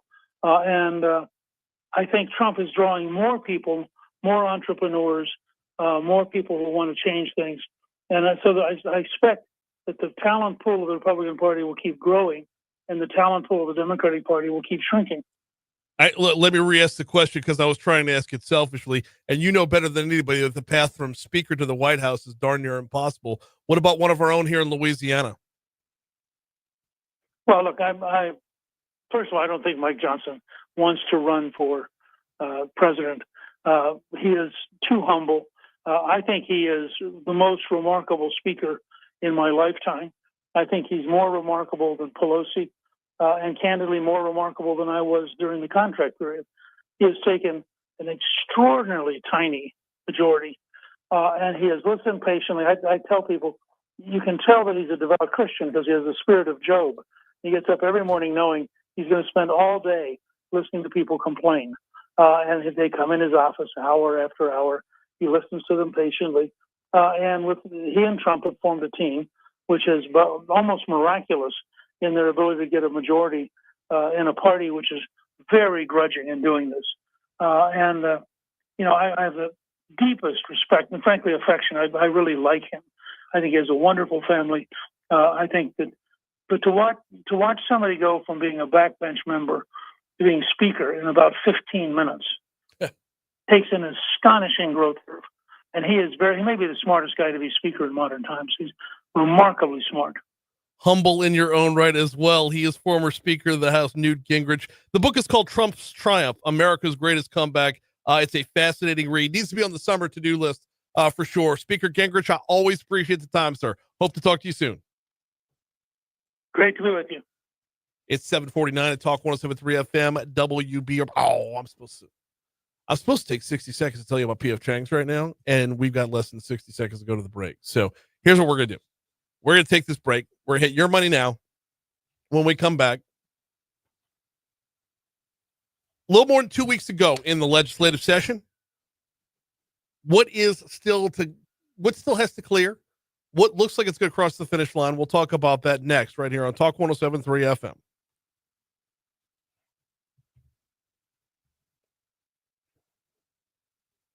How effing great was that? That was and delivered. Yeah, man. Oh. See, this is where I need the still picture with the audio pulse thing going. Oh, yeah.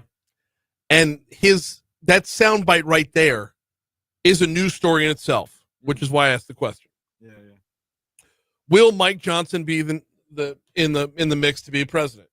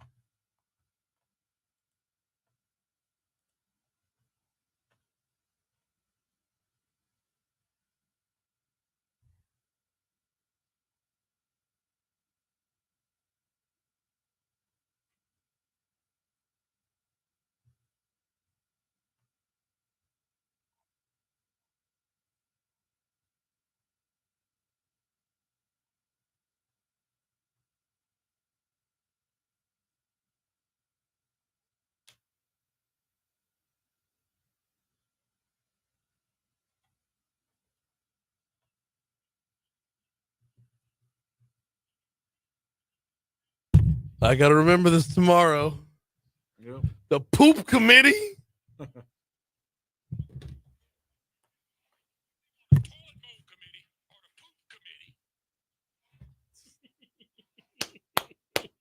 The poop committee. Ah!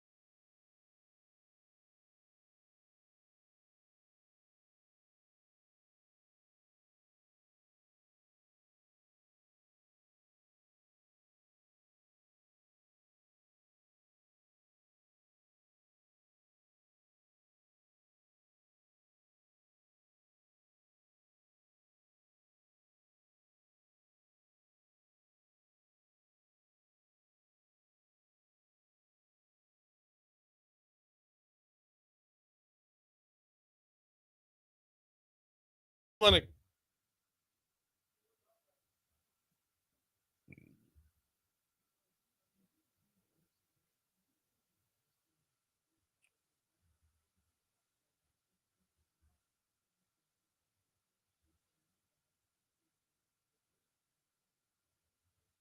No shit.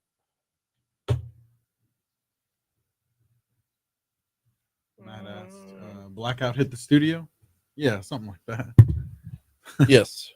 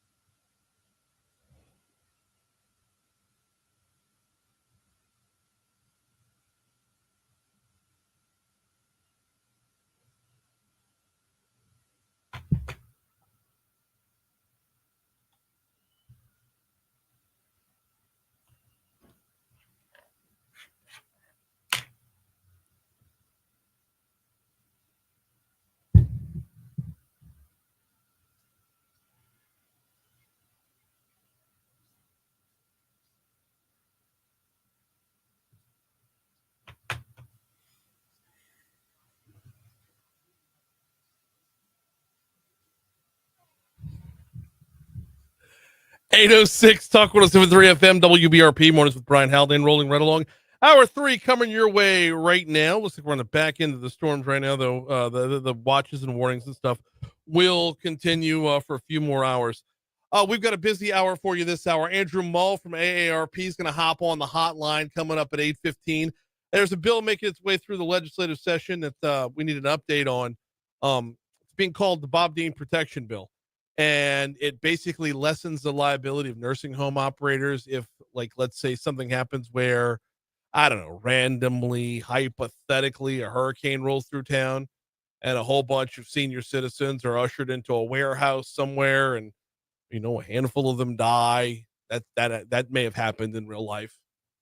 This bill addresses or talks about that, and we will get Andrew's take coming up in our next segment. Also this hour, Congressman Troy Carter, a little DC Current presented by LABI. Right now, though, this day in history, let's roll.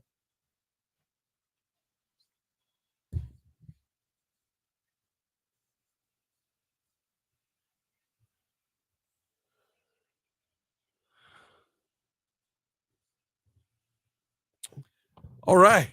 Yes. Here we go. Let's see. Starting off in 1930. Okay. Where the Chrysler Building in New York City, the tallest man-made structure at that time, opens to the public. Yeah. Yep. Coming in at 1,046 feet. Where is it now? It's still, I mean, I know it's still the same height. Right. Is it still even in the top 10? See that? I don't know. I would assume, right? But yeah, your guess would be just as good as mine. Are you? Oh, you're looking at. Okay. I was looking it up. Okay. 1940. So 10 years later, here, British and Allied forces begin the evacuation of Dunkirk, which is known as Operation Dynamo during World War II. Yep, for sure. So I never watched the movie Dunkirk. I hear it was really No, good. me neither. I hear it was really good, though. Let's see. 1941, FDR declares state of emergency after a German U-boat sinks the American-flagged SS Robin Moore. Okay. 1981, John Hinckley Jr. attempts suicide by overdosing on Tylenol pain relief medication. Oh, and that's significant today. Oh, I'm sorry. Go ahead. Have you watched the there's a Netflix documentary. My wife's got me hooked on it. Yeah. It's called The Tylenol Murders. Oh, no. Oh, this was like the early 80s. Some dude in Chicago laced a bunch of extra strength Tylenol with cyanide, and a bunch of people died from it. That's insane. Yeah. Of course, John Hinckley Jr. a few days later will be discussing, I'm sure, the assassination attempt on Ronald Reagan. Yep, absolutely. Yep. So, this was back before you had any kind of security label or protection or anything like that. So yeah, it's bonkers. I'm about 2/3 of the way through the first episode, but it is an absolute bonkers storyline. Wow. Yeah, that. Golly. Oh, what's the height on the Chrysler building again? It was 1,046 feet. Oh, it's not even in the top 50 anymore. Oh, wow. Yeah, okay. I'm all the way down to Autograph Tower in Jakarta, Indonesia. Yeah. Is at 1,256 feet, and that's number 57 overall. Wow. So we've come a long way. Empire State Building at 1,250 feet is number 60. Sure. Yeah. Yeah. Definitely come a long way since then, huh? Okay, so the next question is it in the top 100? Oh. No. Really? No. Wow. Yeah. Fascinating stuff. Yep. Fascinating stuff. That was 100 years ago, it was the tallest building in the world. And now it's not even in the top 100. Dang. Yeah. Hey, 1994, Larry King ends his radio show. You know who else ended their show that same year? Who? Arsenio Hall. Really? As well, yeah. Missed the Arsenio Hall show. Yeah, man. I just get nothing but I constantly have like the reels are constantly like, I guess because of Arsenio Hall? Yeah. Okay. Yeah. Last one I seen it was Mike Tyson. Yeah. Last one I saw was Mike Tyson interview on Instagram. Arsenio Hall. 1994. Hey, that same year, a lot happened that year. The Flintstones, the live action. Oh, with John version. Goodman. Yeah. Rick Moranis as Barney. Barney. Good stuff. Yeah. Mm-hmm. 1995, actor Christopher Reeve is paralyzed from the neck down after falling from his horse in a riding competition in Virginia. So, man, that happened. Yeah. Anything else on this? No, that's it. All right. Moving on to birthdays. Let's see. We got a bunch. We got a bunch today. Let's see. Where should I start? Music world? Maybe so. What about Andre 3000? Okay. Andre 3000 today. Okay. Lisa Lopez today as well. Left Eye. TLC. Mm-hmm. Actor Paul Bettany as well. Who? Paul Bettany. He plays if you're a fan of the Marvel movies, he plays Vision in the. See, that's where you come in because I don't know anything about the Marvel movies. Right. I do know about Count Dooku. Yeah. Christopher Lee was born on this day in 1922. That's right. Yes. Henry Kissinger was born on this day in 19. Christopher Lee is a year older than Henry Kissinger. That's amazing. Wow. Chef Jamie Oliver born on this day in 1975. I just jumped in. Did you have more? You might know this one. Let's see. Richard Schiff today. He played Toby Ziegler. Yep. From The West Wing. Okay. Yep. That's a big one. Adam Carolla as well today. Adam Carolla, good friend of the show. Adam Carolla. All right. I say good friend because he's been on twice. Hey, that's a good friend. Yeah. Been on once, friend of the show. Been on twice, good friend of the Newt Gingrich is now a good friend of the show. Yes. How about it? Absolutely. Golfer Sam Snead, born on this day in 1912. Actor Vincent Price in 1911. Cornelius Vanderbilt in 1794.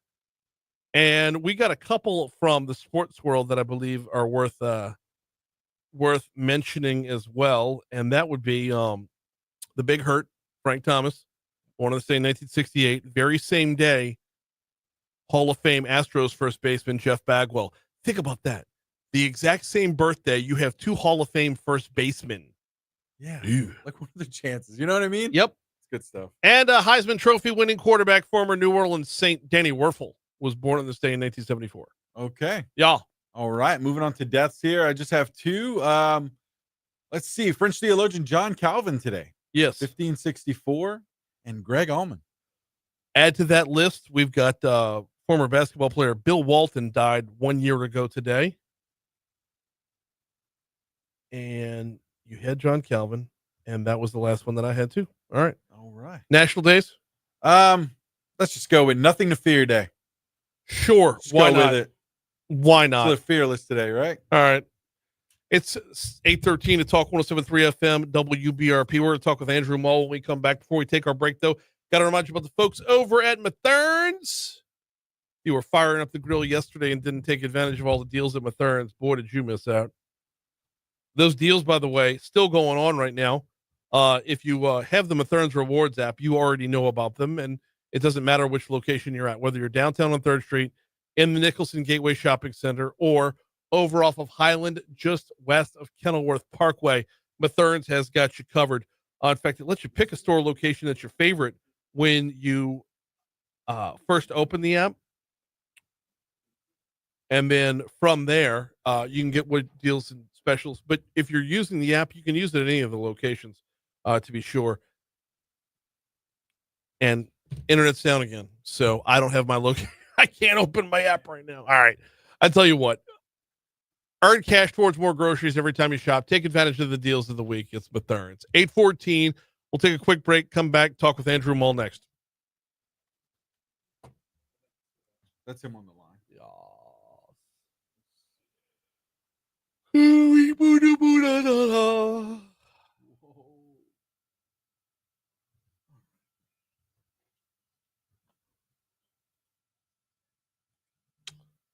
It's like, hey, everybody, go drink in the sun. And then we're going to come back tomorrow and act like you got to go to work. Awesome sauce.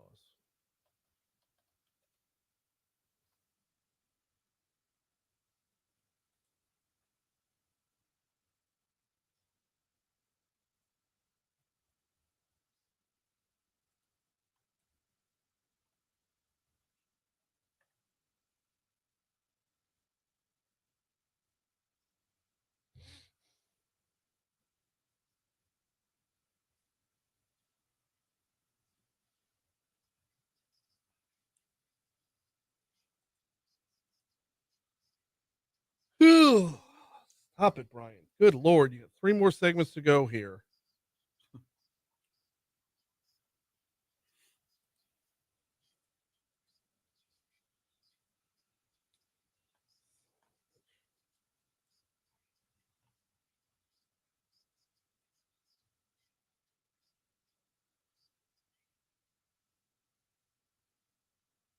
There it is.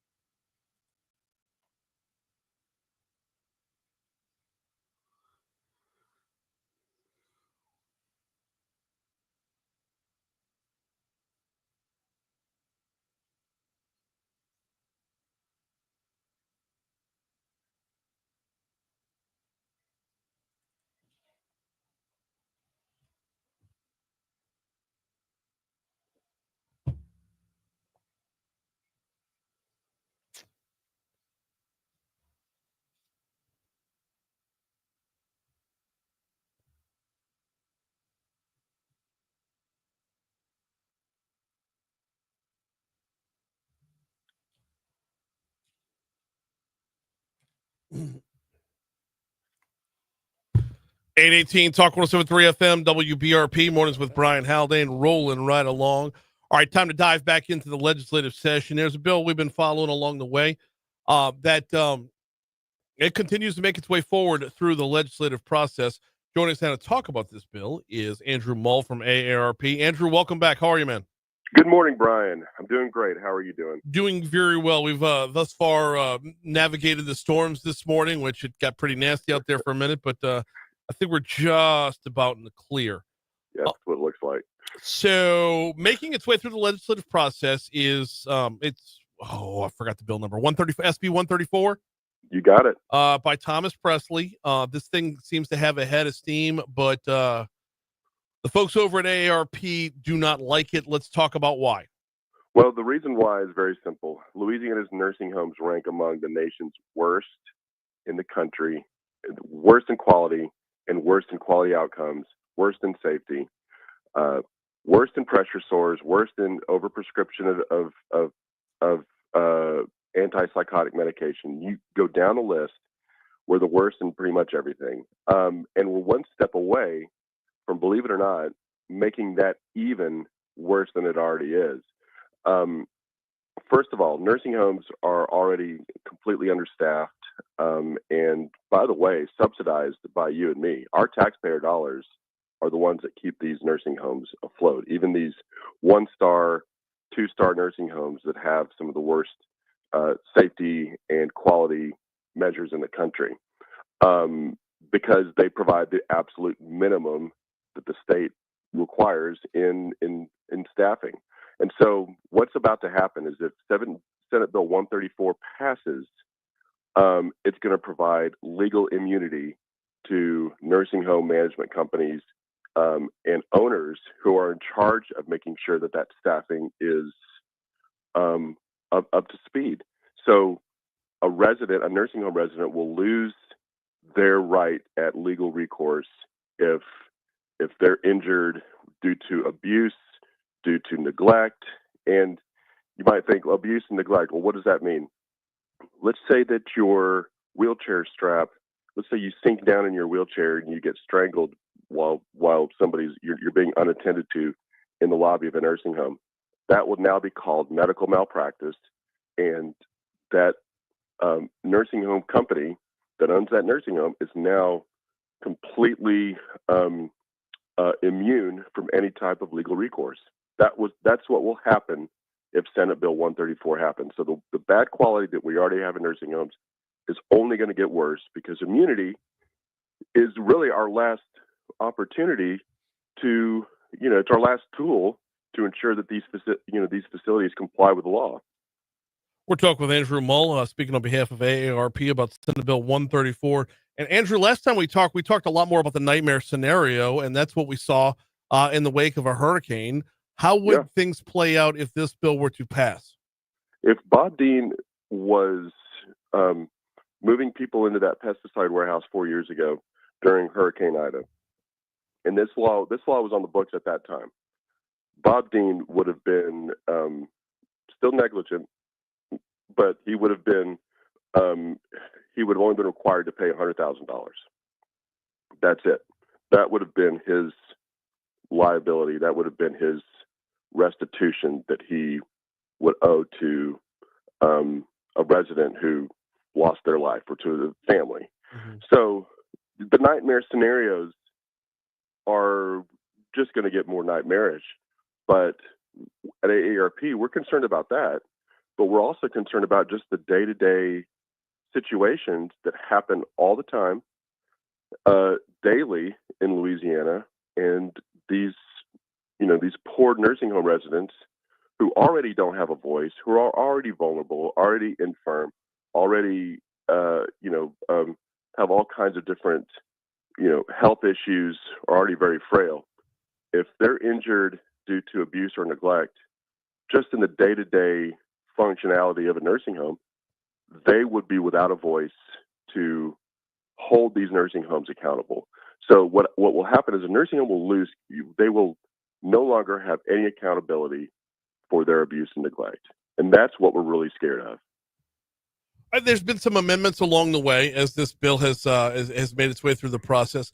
Have the amendments made the bill any more amenable, or because as I'm reading it, I don't know that they do a whole lot. They're really just words on a page. I mean, to be honest, they don't really change a whole lot. We actually tried to work with some of the legislature to propose an amendment that would have allowed would have allowed 1 and 2 star nursing homes to be taken out of the Medical Malpractice Act. So everybody else could have stayed in the Medical Malpractice Act. We thought a reasonable compromise would be just to hold the 1 and 2 star nursing homes accountable. And these are the ones that are the absolute worst in the state. Believe it or not, 2/3 of our entire nursing home numbers in Louisiana are 1 or 2 stars. That tells you what kind of quality we're dealing with. Yeah. But we thought it would be fair to take them out and say, okay, well, if these are the ones that, because these are the ones that are being sued anyway. It just allow those to still operate as it is now. And the Nursing Home Association said no to that. So we don't have a compromised approach to this as of now. We'll be the only state in the country that will do this, and our other fear is that other states are going to follow suit and keep doing it. I don't know that will happen, but it possibly could. But Louisiana would be the only state, we would be the outlier in the country that would give this protection, this further layer of legal protection to nursing home owners. We're not talking about nursing home nurses and medical staff. We're talking about the owners. They would, who do not have a healthcare license, would now be covered under the Medical Malpractice Act. That was one of the follow-up questions I had when it came to the amendments, because it looks like there's an amendment that would remove physical therapist assistants, occupational therapist assistants, and administrators from the definition of healthcare provider. Does that put them as, I don't want to say scapegoats, but are we creating a scenario where the owner gets protection, but those who are actually administering, or not administering the care, the owner gets protection, but those on the front lines of this do not? The short answer is yes. That's exactly what it does. And so it inoculates the management staff who already have a very, the owners and the management who already have very creative attorneys who defend them in these cases. I mean, but, it's really difficult to find a nursing home liable of abuse and neglect already. They have very creative attorneys who are able to protect them most of the time. And, occasionally they will lose a case, but the problem is they do keep losing these cases. And so this is their way to circumvent that. This is their way to continue to completely protect themselves. You as an individual who has a family member in a nursing home will have your last opportunity or your last bit of voice taken away if this bill passes. It's going to be on the House floor probably end of this week or early next week. AARP has been asking folks to call their House of Representatives, their state House member, to tell them to vote no on Senate Bill 134 when it hits the floor. I don't know when that will be, but we got to call them now. Right. Waiting until the day of the vote, it's too late. But folks have to call now. So I'm hoping that folks who are listening right now will take a moment. It doesn't take long to just call their House of Representatives member, their state House member here in Louisiana, here in the Baton Rouge area, and tell them to vote no on this bill. So hopefully we can stop it before it goes any further, because if it gets off the House floor, then it's on its way to the governor's office for signature. Has there been a read from the governor as to whether or not he supports it? We have not heard from the governor on where he is on this bill, but we are certainly interested in hearing his opinions of it. That will be part of our advocacy process as we go along. We'll definitely do this. But again, if this law passes, your voice is out the window. There'll be no more oversight or reason for a nursing home to provide any adequate care, and they will be, will be depriving all of these vulnerable elderly residents of a voice if this bill passes. So it's urgent that your listeners call and tell their legislator to vote no. We got about a minute and a half left with Andrew Muhl speaking on behalf of AARP about Senate Bill 134. Andrew, and look, this is a total, like, your gut take here, and there's nothing empirical to back it up. But is this bill being sucked into an overall anti-litigation mentality within the legislative session? I mean, we got a lot of things going on the car insurance front where we're seeing abuse in the courtroom and tort reform and the like. Is this being just swept up in that wind?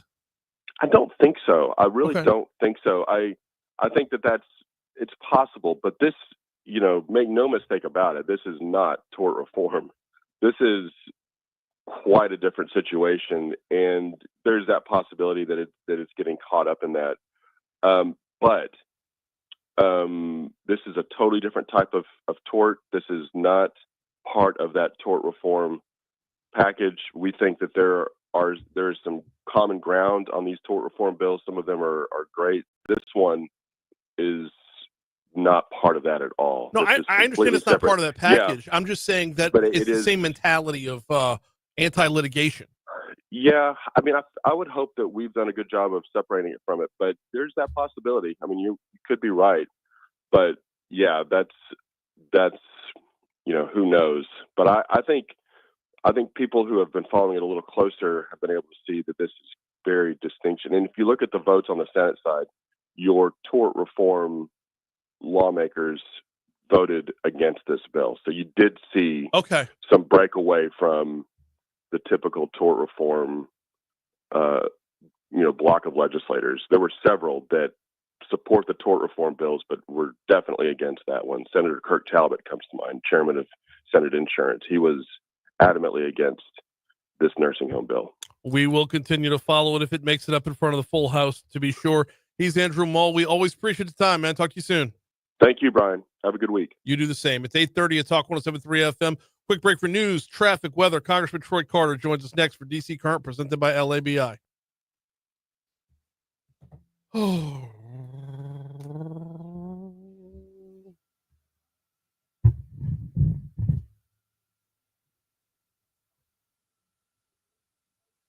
This Grant Harden story is baffling to me. Yeah. Jeez.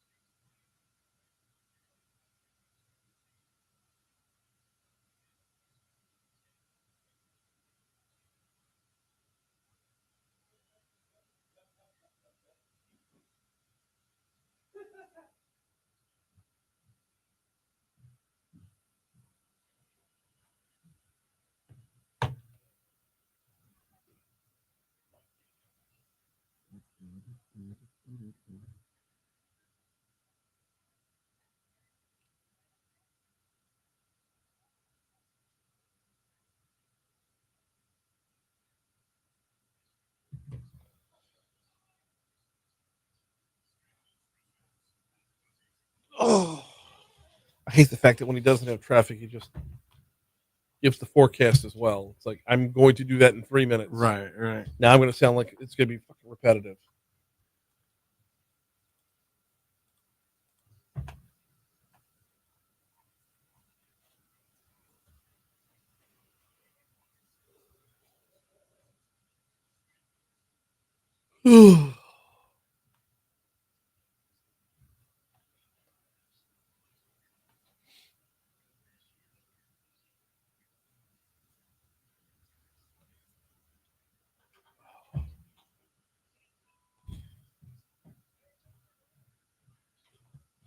Are we still up on Facebook, or did it get knocked down when we lost the internet? Oh, let's see. I'm up over here. Let me check here. Get on my phone and check.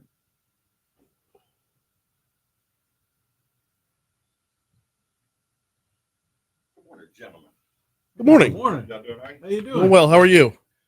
I'm alive and well. Awesome. There you go. I'm still vertical above the ground. That's it. It's a good thing. There you go. As long as I can stay that way. Very good thing. I'm trying to get my ass here on a Friday to get some food. That's all I want. Rocco will be in the house this Friday, so make it a point. Okay. Got some. You already missed out on Kuyons, which and they left it out over the weekend. There's banana. I saw it Saturday morning. I was like, banana pudding, maybe. Yeah, no, I'm. Yeah, I'm trying to make it though. That right there is why you don't eat food unless you've seen it brought at a radio station. And Yeah. you've been sitting here since Friday. I know. If you just rolled in and be like, oh, Monday, Tuesday morning. Oh. What's that, like 4 days? That thing's been sitting on the Yeah. That's what I'm saying. Like, oh, starving, Yeah. just got out of the meeting. Usually food up here. Weekenders do that.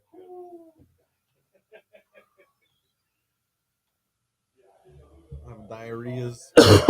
Oh no, that'd be awful. 837 Talk 107.3 FM WBRP mornings with Brian Haldane rolling right along. Time for your forecast real quick. We're on the back end of this storm, y'all. I don't know that anything else is going to be rolling through. It looks like we're pretty clear as far as the radar is concerned for the remainder of the day. So we should start to see things clearing out a little bit. Now, that being said, your high today isn't going to get up to, shouldn't get up to 90. We should top out at 88. Only getting down to 72 tonight. Now there's another 70% chance of rain tomorrow with a high of 83. Another 50% chance of rain on Thursday and a 40% chance of rain on Friday. I don't really want to look all the way ahead to Friday because you don't want to predict the weather that far out with the regionals coming to town we'll keep it day by day up until then. So as of right now, we got a high today of 88 with a low tonight and tomorrow morning of 72. Tomorrow, we're looking at a high of 83 degrees, Thursday, 83 degrees, Friday, 82 degrees. We won't be back into the 90s until most of the way through next week. So the remainder of May should stay in at the most the 80s.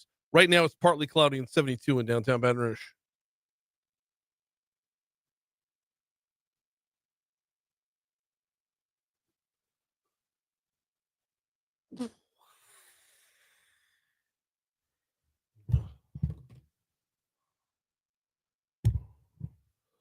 .838 Talk 107.3 FM WBRP mornings with Brian Haldane rolling right along. Waiting on Congressman Troy Carter to hop on board. A little DC Current presented by LABI. We connect with the Congressman the overwhelming majority of Tuesdays. And that is going to happen exactly right now. Of course, LABI, Louisiana Association of Business and Industry, is your state's Chamber of Commerce. They bring you the segment every week, and we have Congressman Carter on the hotline right now. How are you, sir? I'm doing well, sir. How are you? I am doing very well as well. I want to get started with you and small business and what you're working on right now. Well, one of the things that we always talk about is how important small businesses are. The significance of building and supporting small businesses. You often hear that small businesses are the backbone of our community. Yet we still don't do enough for them in my estimation. So today, I'm happy to announce that in a bipartisan fashion, myself and Representative Mike Ezell have introduced the bipartisan capacity building for business districts pilot program. It's a lot of words. Let me tell you what it does. It will authorize new competitive grant programs through the Economic Development Administration, EDA, for business district organizations such as Main Street programs and local economic development entities. What this does is it gives micro grants. It gives opportunities to help small businesses start and stay. As you know, many small businesses open and close within the first 90 days of being in business because there oftentimes isn't enough capital if business doesn't walk through the door. And we know that a successful business needs to have 6 months to a year worth of capital if no business comes in, but most small businesses don't. So with these opportunities, we'll provide resources to help people pick the right location, to understand what insurances are needed, to provide guidance to a small business owner. And small business owners are so important because they are in our communities. They hire local people in the community. They provide resources in the community, oftentimes walking distance from communities. And equally as important, if not most important, local businesses pay sales taxes that go to pay for police and fire and infrastructure in our local communities. So I'm very proud of this bill, along with my dear friend Mike Ezell. Again, a Democrat and Republican working together to demonstrate that we can work together for the betterment of our communities. Now, if I'm reading this one right, and we got Congressman Troy Crouere on with us for DC Current, presented by the Louisiana Association of Business and Industry. If I'm reading this one right, this would put those micro grants in the hands of like Main Street programs or local economic development entities, which if I'm reading that right, it would go from the federal government down to them and then down to the business individually, correct? That is correct. It's like your downtown development districts, your local EDAs, where you have a Main Street program that is designed by its very nature to create kind of the Main Street effect of local businesses. So we put that, we take the bureaucracy of federal and state government out of play, put it in the hands of those economic